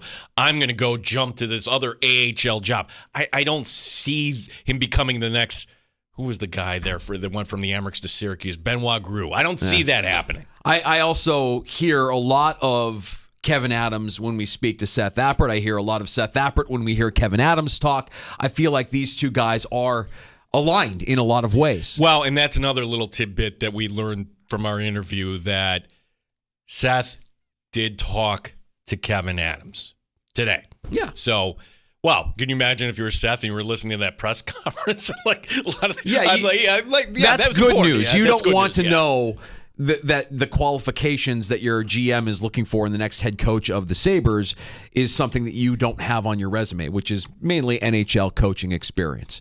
But I'm telling you, and we've got a large body of work now in our conversations every week with Seth Appert. I think he's impressive. I think he's going to get his shot in the NHL someday. I hope it's not someday soon, because we still have a lot of business to handle here in Rochester and we want Calder Cups. I get the sense he's not going to jump for an assistant. He probably would have had that long ago. So he he will get an opportunity. It might be as soon as this offseason there will be another organization asking for permission to interview Seth Apper. Yeah, reaction coming in on Elon's Twitter. That's X at the Fan Rochester. One of our regulars, Brendan. Seth is a good dude. Good, honest answers to some maybe tough questions. Yeah, I mean, it's a tough day. It's a tough day for the organization. It would have been easy for Seth Apper to say, "Hey guys, not today." He's on with us, and we wanted to get those questions answered. I mean, and hearing that his focus right now is still on Rochester. If you're an Amerks fan, music to your ears. And I know there are a lot of Sabres fans that don't even want to consider the notion of Seth Appert being the next head coach of the Buffalo Sabres. So if that's you, then you can rest easy tonight as well, knowing that Seth Appert right now is focused on the Rochester Americans, just like Kevin Adams wants him to be. Yeah, I would hope that Kevin Adams, even though he said this is what they're looking for, still would sit down and give Seth Appert an interview. You would imagine that conversation is going to happen, but not in the heat of the playoffs. Not when it could be a potential distraction. Well, I mean, and I don't know that they'll have an answer until they could have an answer before the playoff run is over, right? Right. Well, think of it this way: like if you want to go get the veteran coach, why would you want to? Because how many openings are there going to be? I don't know the answer to that question. We're going to find out very shortly. The Sabres actually kind of have a leg up here. So where Kruger, I think, was the last guy, if I remember that correctly. That dragged out for a long, long time, and then who do they hire? Oh, that guy? I vaguely remember that guy. Yeah. And then Granato was just kind of the guy like, okay, we fired you. Oh, okay, you're going to get it here. You have the opportunity to do your own timeline here as far as when you want to hire. And I got the sense today, Danger, if they're talking about guys with veteran experience, it's going to happen right away. Yeah, I get that same sense as well. We have happy hour on the way next. We have time for your phone calls if you want to react to Seth Appert, if you want to react to the Sabres moving on from Don Granato. We'd love to hear from you today at 585-866-4FAN, 866-4326, the Sports Bar with Danger and Battaglia on the Fan Rochester. You're listening to the Sports Bar.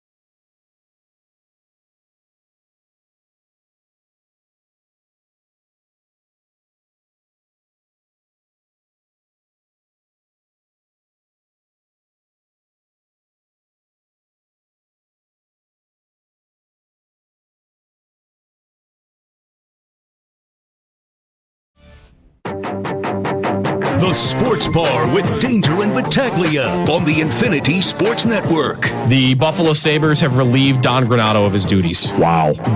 As well as assistant coach Jason Christie and video coordinator Matt Smith. Who is next for this Buffalo team? And as you would imagine, there's a long list. There will be no shortage of candidates, so feel free to indulge in the names. Craig Berube, Todd McClellan, Gerard Gallant is on my list as well. I'm going to put Lindy Ruff on the list, Joel Quenneville. Let's look at Seth Appert, right down the road in Rochester. Mike Danger. Do we have to talk about the Sabres? We do, right? Gene Battaglia. We get back to regular programming here in the Sports Bar. My gosh, the Amherst are still playing, so we'll be talking some Amherst hockey. Welcome to the NFL Draft. If Brandon Bean decides, you know what, we're going with an edge rusher, I would say, okay. But in terms of what I want them to do, it's wide receiver. Maybe they get up to 9 potentially with the Chicago Bears, Roma Dunze or Malik Neighbors. The West play-in takes the court tonight. The Pelicans host the Lakers. Then the Kings host the Warriors. 95.7 FM and AM 950 The Fan, Rochester.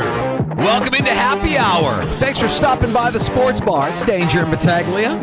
Listening along at 95.7 FM, AM 950 locally. The Fan Rochester sounds its best in the free-to-download Odyssey app. You can take us with you anywhere you go. You can watch the Sports Bar on a YouTube channel at The Fan Rochester, on Twitch.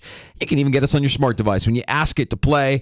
95.7 The Fan. I'm Danger, that's Battaglia. Yeah, as we're kind of learning here with hearing Kevin Adams, I thought he was great in that press conference. I thought he got... not to interrupt, I think he was rattled in the press conference. He seemed Really? a little rattled to me. He didn't seem as confident and as stoic as I think you expect a general manager to be in that situation. Oh, no, see, I think that's fine. Like, the time for this has to happen now. There has to be some urgency. And he's talking to the media like, hey, I'm out here. I'm not giving you 1 or 2 word answers here. I'm giving you a little bit more because that's what the fans expect and that's what you as a reporter say. So I have no problem with him pushing back on some things. He was a little defensive, right? Like, Yeah. he did come across as a little defensive. But I did like, he held himself accountable. It starts with me. I mean, you have to. You have to do that. He wasn't really blaming or pointing the finger at anything. In fact, if anything, the opposite. Doesn't want to hear anymore about this being the youngest team in the league. While it might factually be true, you've got enough players now that have been through it and know the rigors of an NHL season to not use that as any sort of excuse.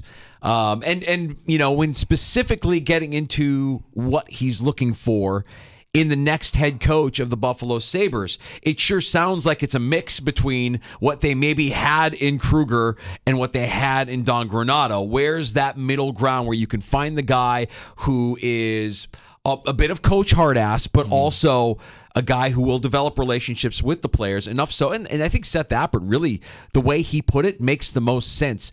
You're able to push the guys further when you have the great relationships with them. And for whatever reason, when they played Don Granato's system, his team was winning games.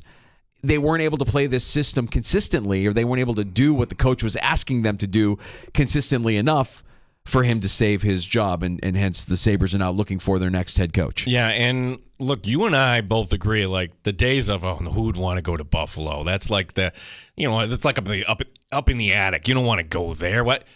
Well, this is an attractive job. You have talent on this team. You have, statistically, one of the 3 best goaltenders, Ukko-Pekka Luukkonen, second half of the season. Go look it up. You also have this young defensive core. You have Tage Thompson, who, there was a big drop-off, by the way. I didn't realize he got hurt here. Last night he left. He didn't return, leaving the game early in the game.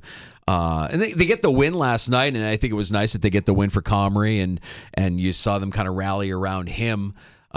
It's still sloppy. I mean, some extreme effort plays, like a great effort play on the shorthanded goal by Jordan Greenway, real sloppy turnover on the game-tying goal by Rasmus Dahlin. And we've seen, I think, a little too much of that out of Dahlin over the course of this season. So, out last night for trivia, I just did my own experiment, Danger. Yes. This is not at all scientific, okay?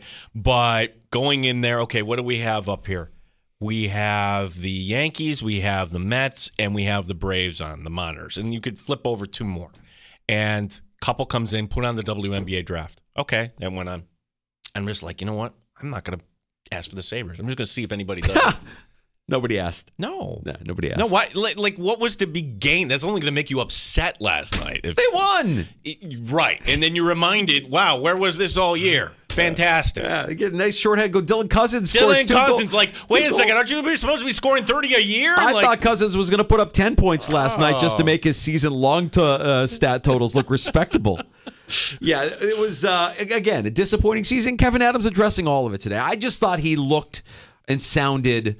look, I'm not being overly judgmental here because it's a tough day. Well, he probably had to fire his friend today. He didn't want to have to do that, but this is where you're at. Well, it's also, you're in the town where Brandon Beane, Beane is like, to me, how you handle things. So Kevin Adams having to do something Brandon Beane's never had to do is fire his guy. But clear takeaway was they're going to get a name as a head coach, whether that's Boudreau, whether that's Berube, whether that's Lindy Ruff.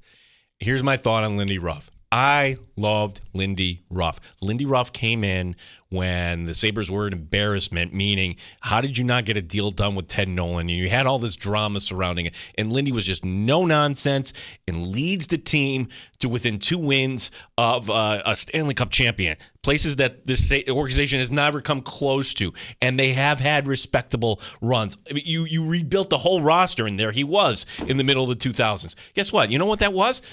Freaking 20 years ago.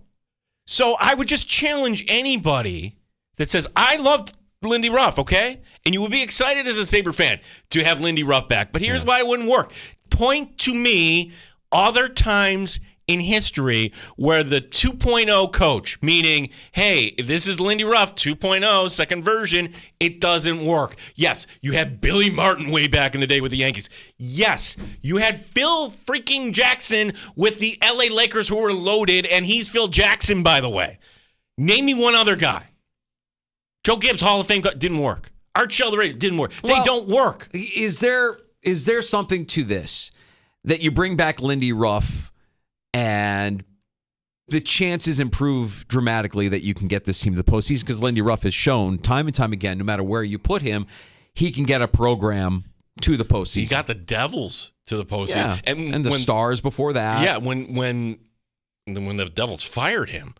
Was that more on Lindy, or is that just more like, hey, this is how business is done in the NHL? It worked. It burned brightly. Now it's not. We need to go in a different direction. Yeah, I just worry about the ability to develop those relationships that we heard Seth Appert talk about. The idea that in that room, you have to have this level of trust in this relationship with your players that they understand why you're pushing them hard. You can push them hard because it's done from a genuine place. It's not done out of spite or malice. It's done because, no, I truly believe that you can do more, that you should do more, and I'm going to push you to do more. And that's the kind of relationship I think that you look for.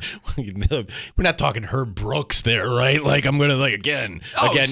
Skate until you die. Yeah, I mean, I don't think that, I think those days are gone. And you know, Seth mentioned it. It's like being a parent. I mean, we parent our kids differently than our parents parented us, than their parents parented them. And we could debate whether that's right or wrong. It doesn't really matter. It just is. Just is.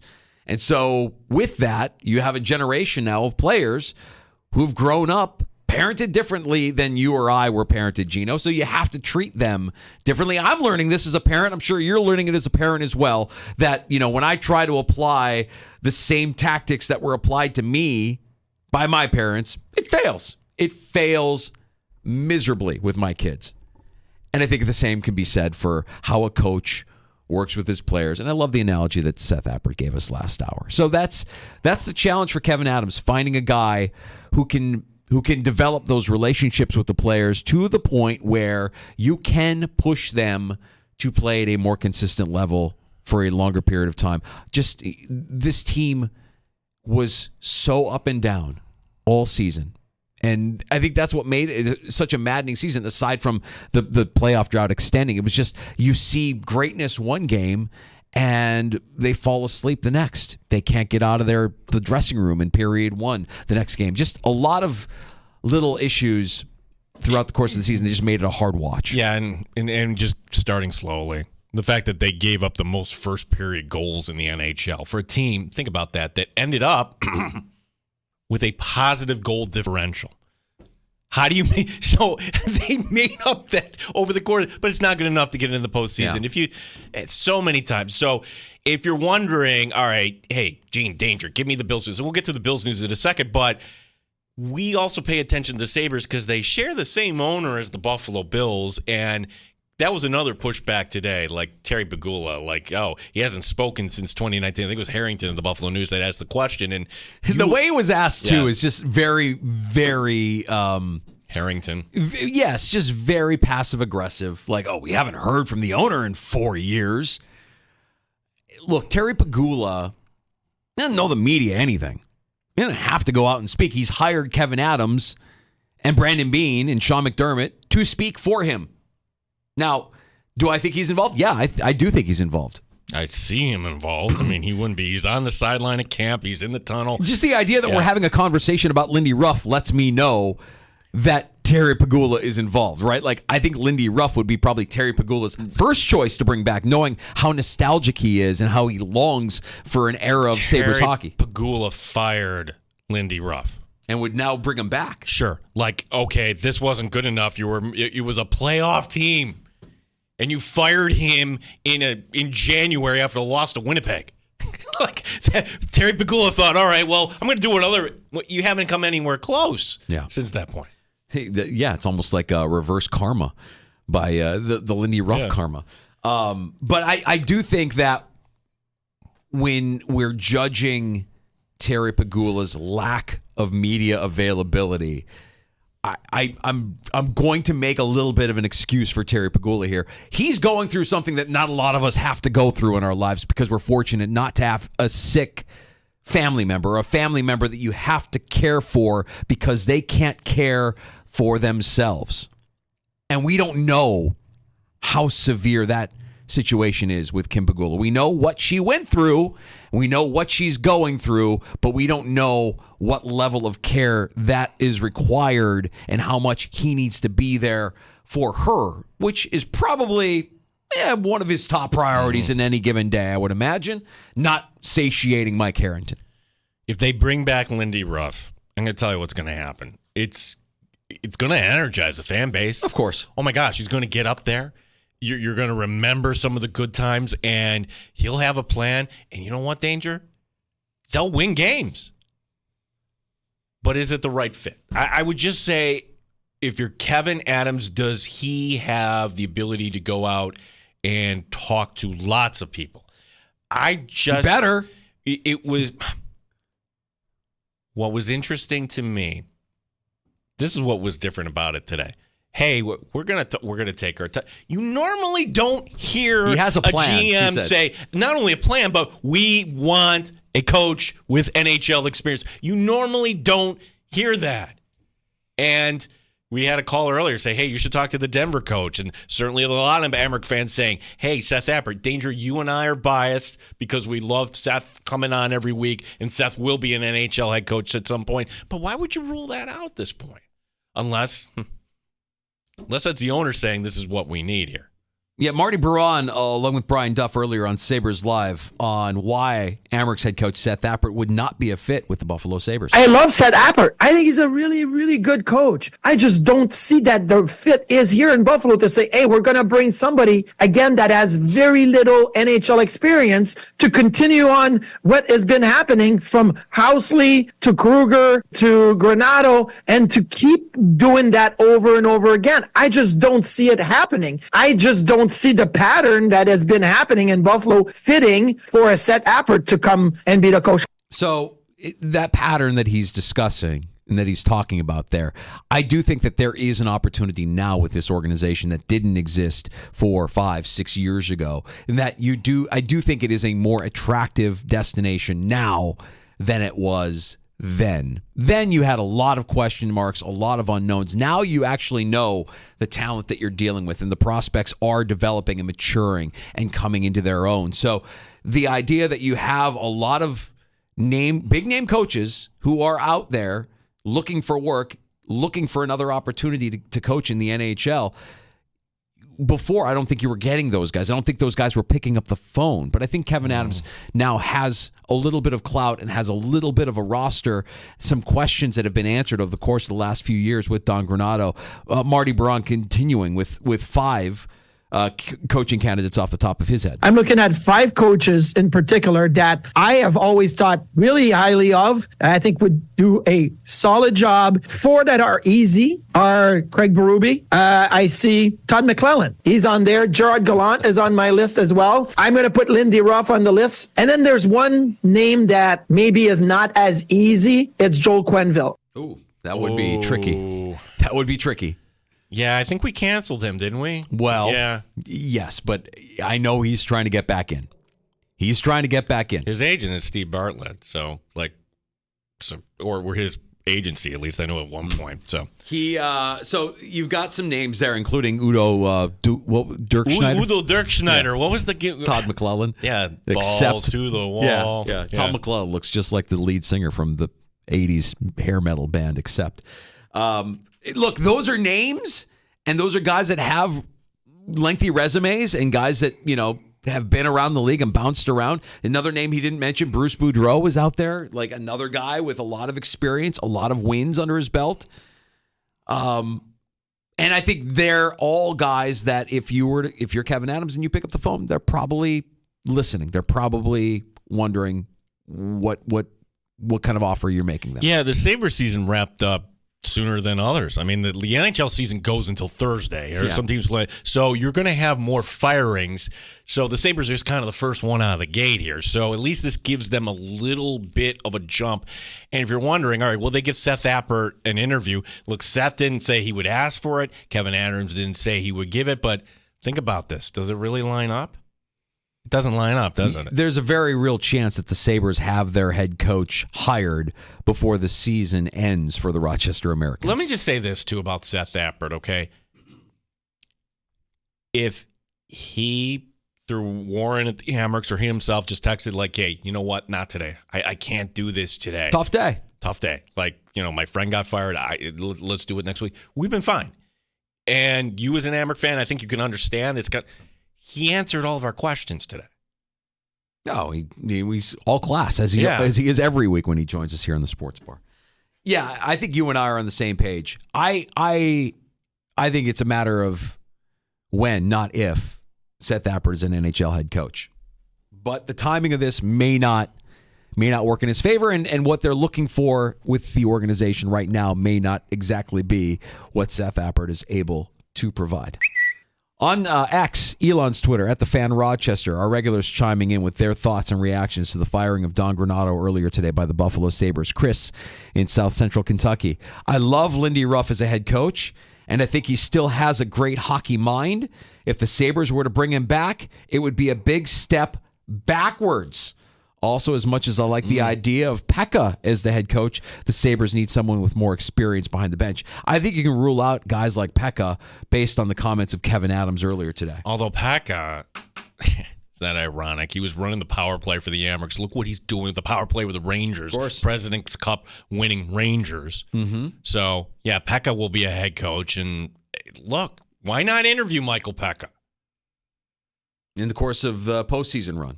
Are you going to wait for Michael Pekka? Yeah. Yeah, that's tough. Brian in East Hilton, one of our regulars chiming in. Adams takes all the blame and says it falls on him, yet he has a job and Granato is clearing out his desk. Go figure. Head coaches know what they're signing up for, Brian, and if you can't provide those results, they will move on. This is... I guess what's surprising about it is, you thought that Adams and Granato were almost like a prepackaged deal, but you forget how long Adams, and he reminded us today, how long he's been with this organization. I mean, he's been with the organization through multiple head coaches now.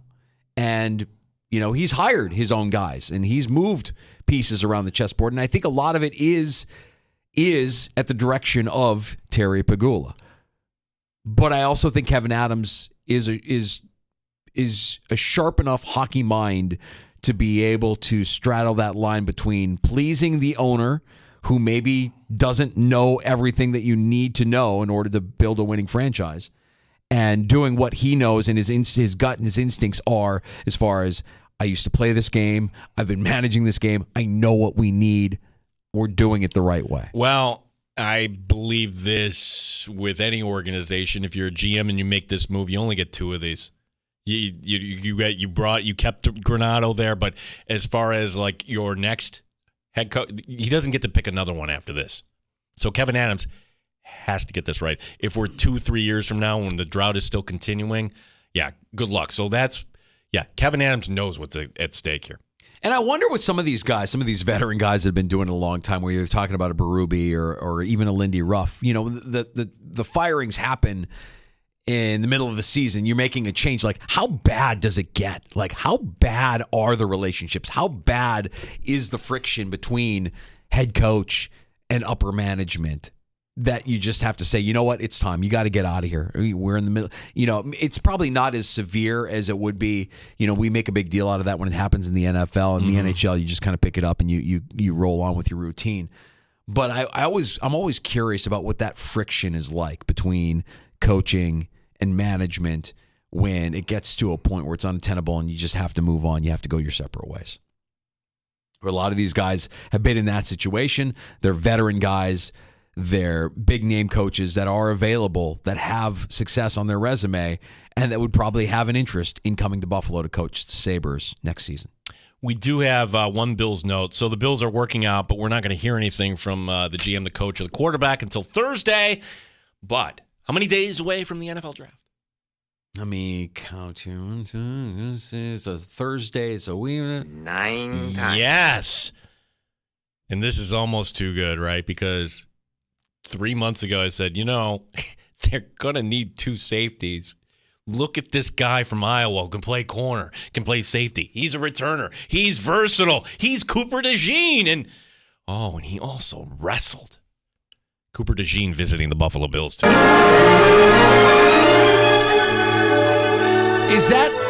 Is that the player? We asked this earlier in the offseason. Like, if there was a player that the Bills can't leave Detroit without, who's that player for you? For me, it's Ladd McConkey. Ladd McConkey is a player that you might not have to get in the first round. You could, but if you decide in the first round that you want a defensive end, you want an edge rusher, or you want a Cooper DeJean, you can still get a Ladd McConkey. So, like, that's the player that you can get that I think you can't leave without. You need that player or that equivalent of player. I think it's I don't look at the player, I look at the position. I know that sounds like I'm tapping out of the question, but can I tell you whether the wide receiver from Texas to LSU to I don't know. Like, some of them will pop and some of them won't. I'm not going to get over my skis here, but what I would say is what's probable. And the probable scenarios here, when you kind of talk to people, and we figured out the tight end last year, I think the trade up for Brian Thomas from LSU, that makes sense. I think they don't have to go up super far, and that's a receiver that can be a number 1. Okay, and I would also say this too. Ooh, these receivers. Maybe we can get a McConkey, or we like this receiver in the second. Let's get a starter in Cooper DeJean. I could see Cooper DeJean going to Buffalo at 28. Sure. I hear what you're saying. And I just think for them to invest another first-round pick in a pass catcher, and it's still Sean McDermott's team. I know Sean McDermott says, hey, we think about offense. I cut my teeth working with Andy Reid. We're always offense first.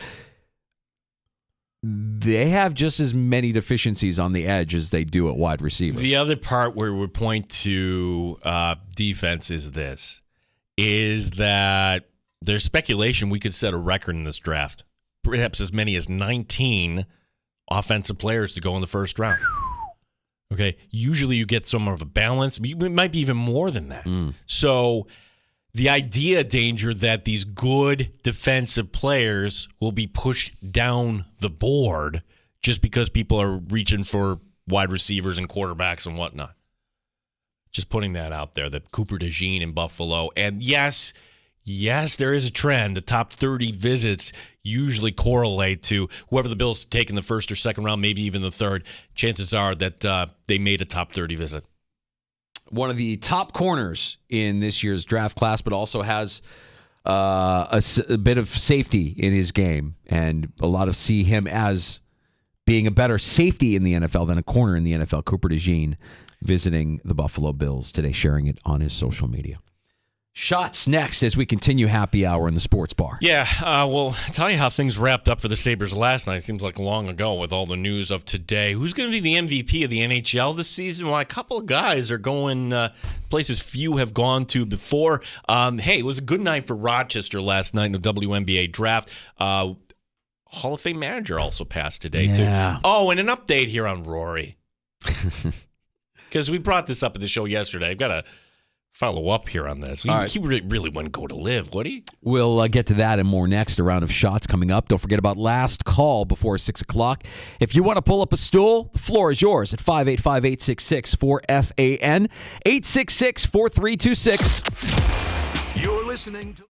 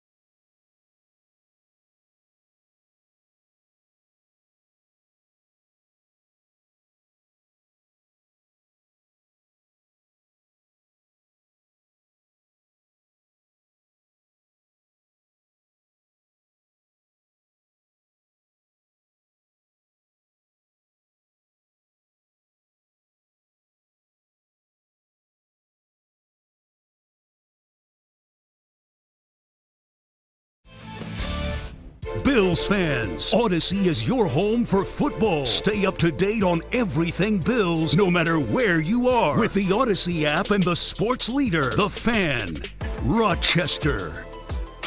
Welcome back to the Sports Bar. Happy hour continues. Time for a round of shots. It's a strange season for Eric Comrie. He won 2 games, October 21st. Yeah. And last night, going 0-7-1 in between, which that's one of the questions, like, why carry 3 goaltenders the whole way? But regardless, Buffalo closing out the regular season with the 4-2 win at Tampa Bay. 39-37-6. That is the final record for Buffalo, 84 points, which that's 7 fewer than last season. Next season beginning in Prague.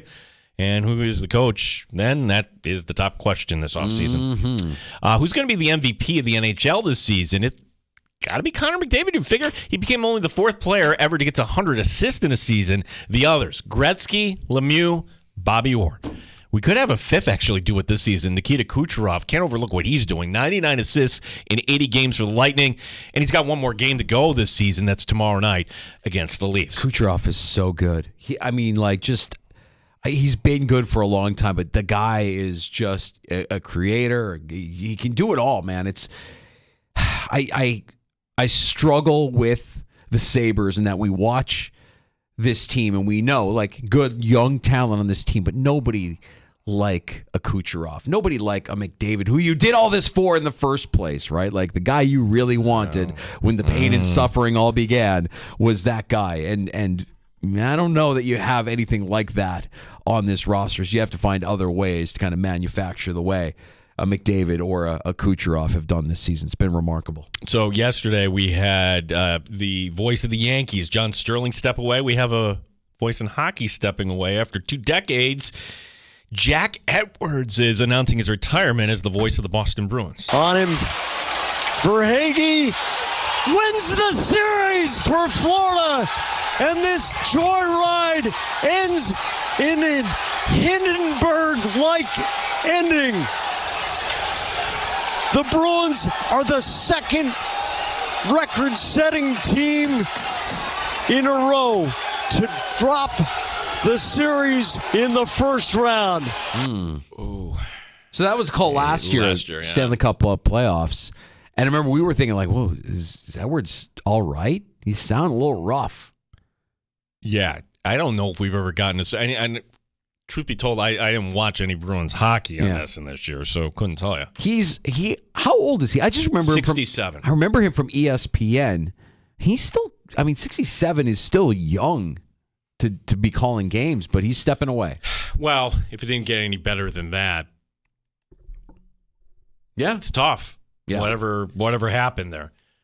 Deja Fair, by the way, became the 2nd player out of Section 5 to be drafted in the WNBA. Rush Henriez. Shanice Johnson went 5th overall in 2012. Had a decent career, last year being 2020. Fair, not going in the first round. She went 2nd round, pick 16 overall to the defending champs, Las Vegas. Danger, just briefly reading on this, seems like that's a pretty good spot where she can get some minutes this year. Great. So, Hall of Fame manager Whitey Herzog has passed. Herzog would start his managing career with the Royals before jumping over to Mike Danger's favorite team, the Cardinals. Can I say this, though, about Whitey Herzog? Like, as a young sports fan, he's one of those characters, one of the personalities of the game that I remember.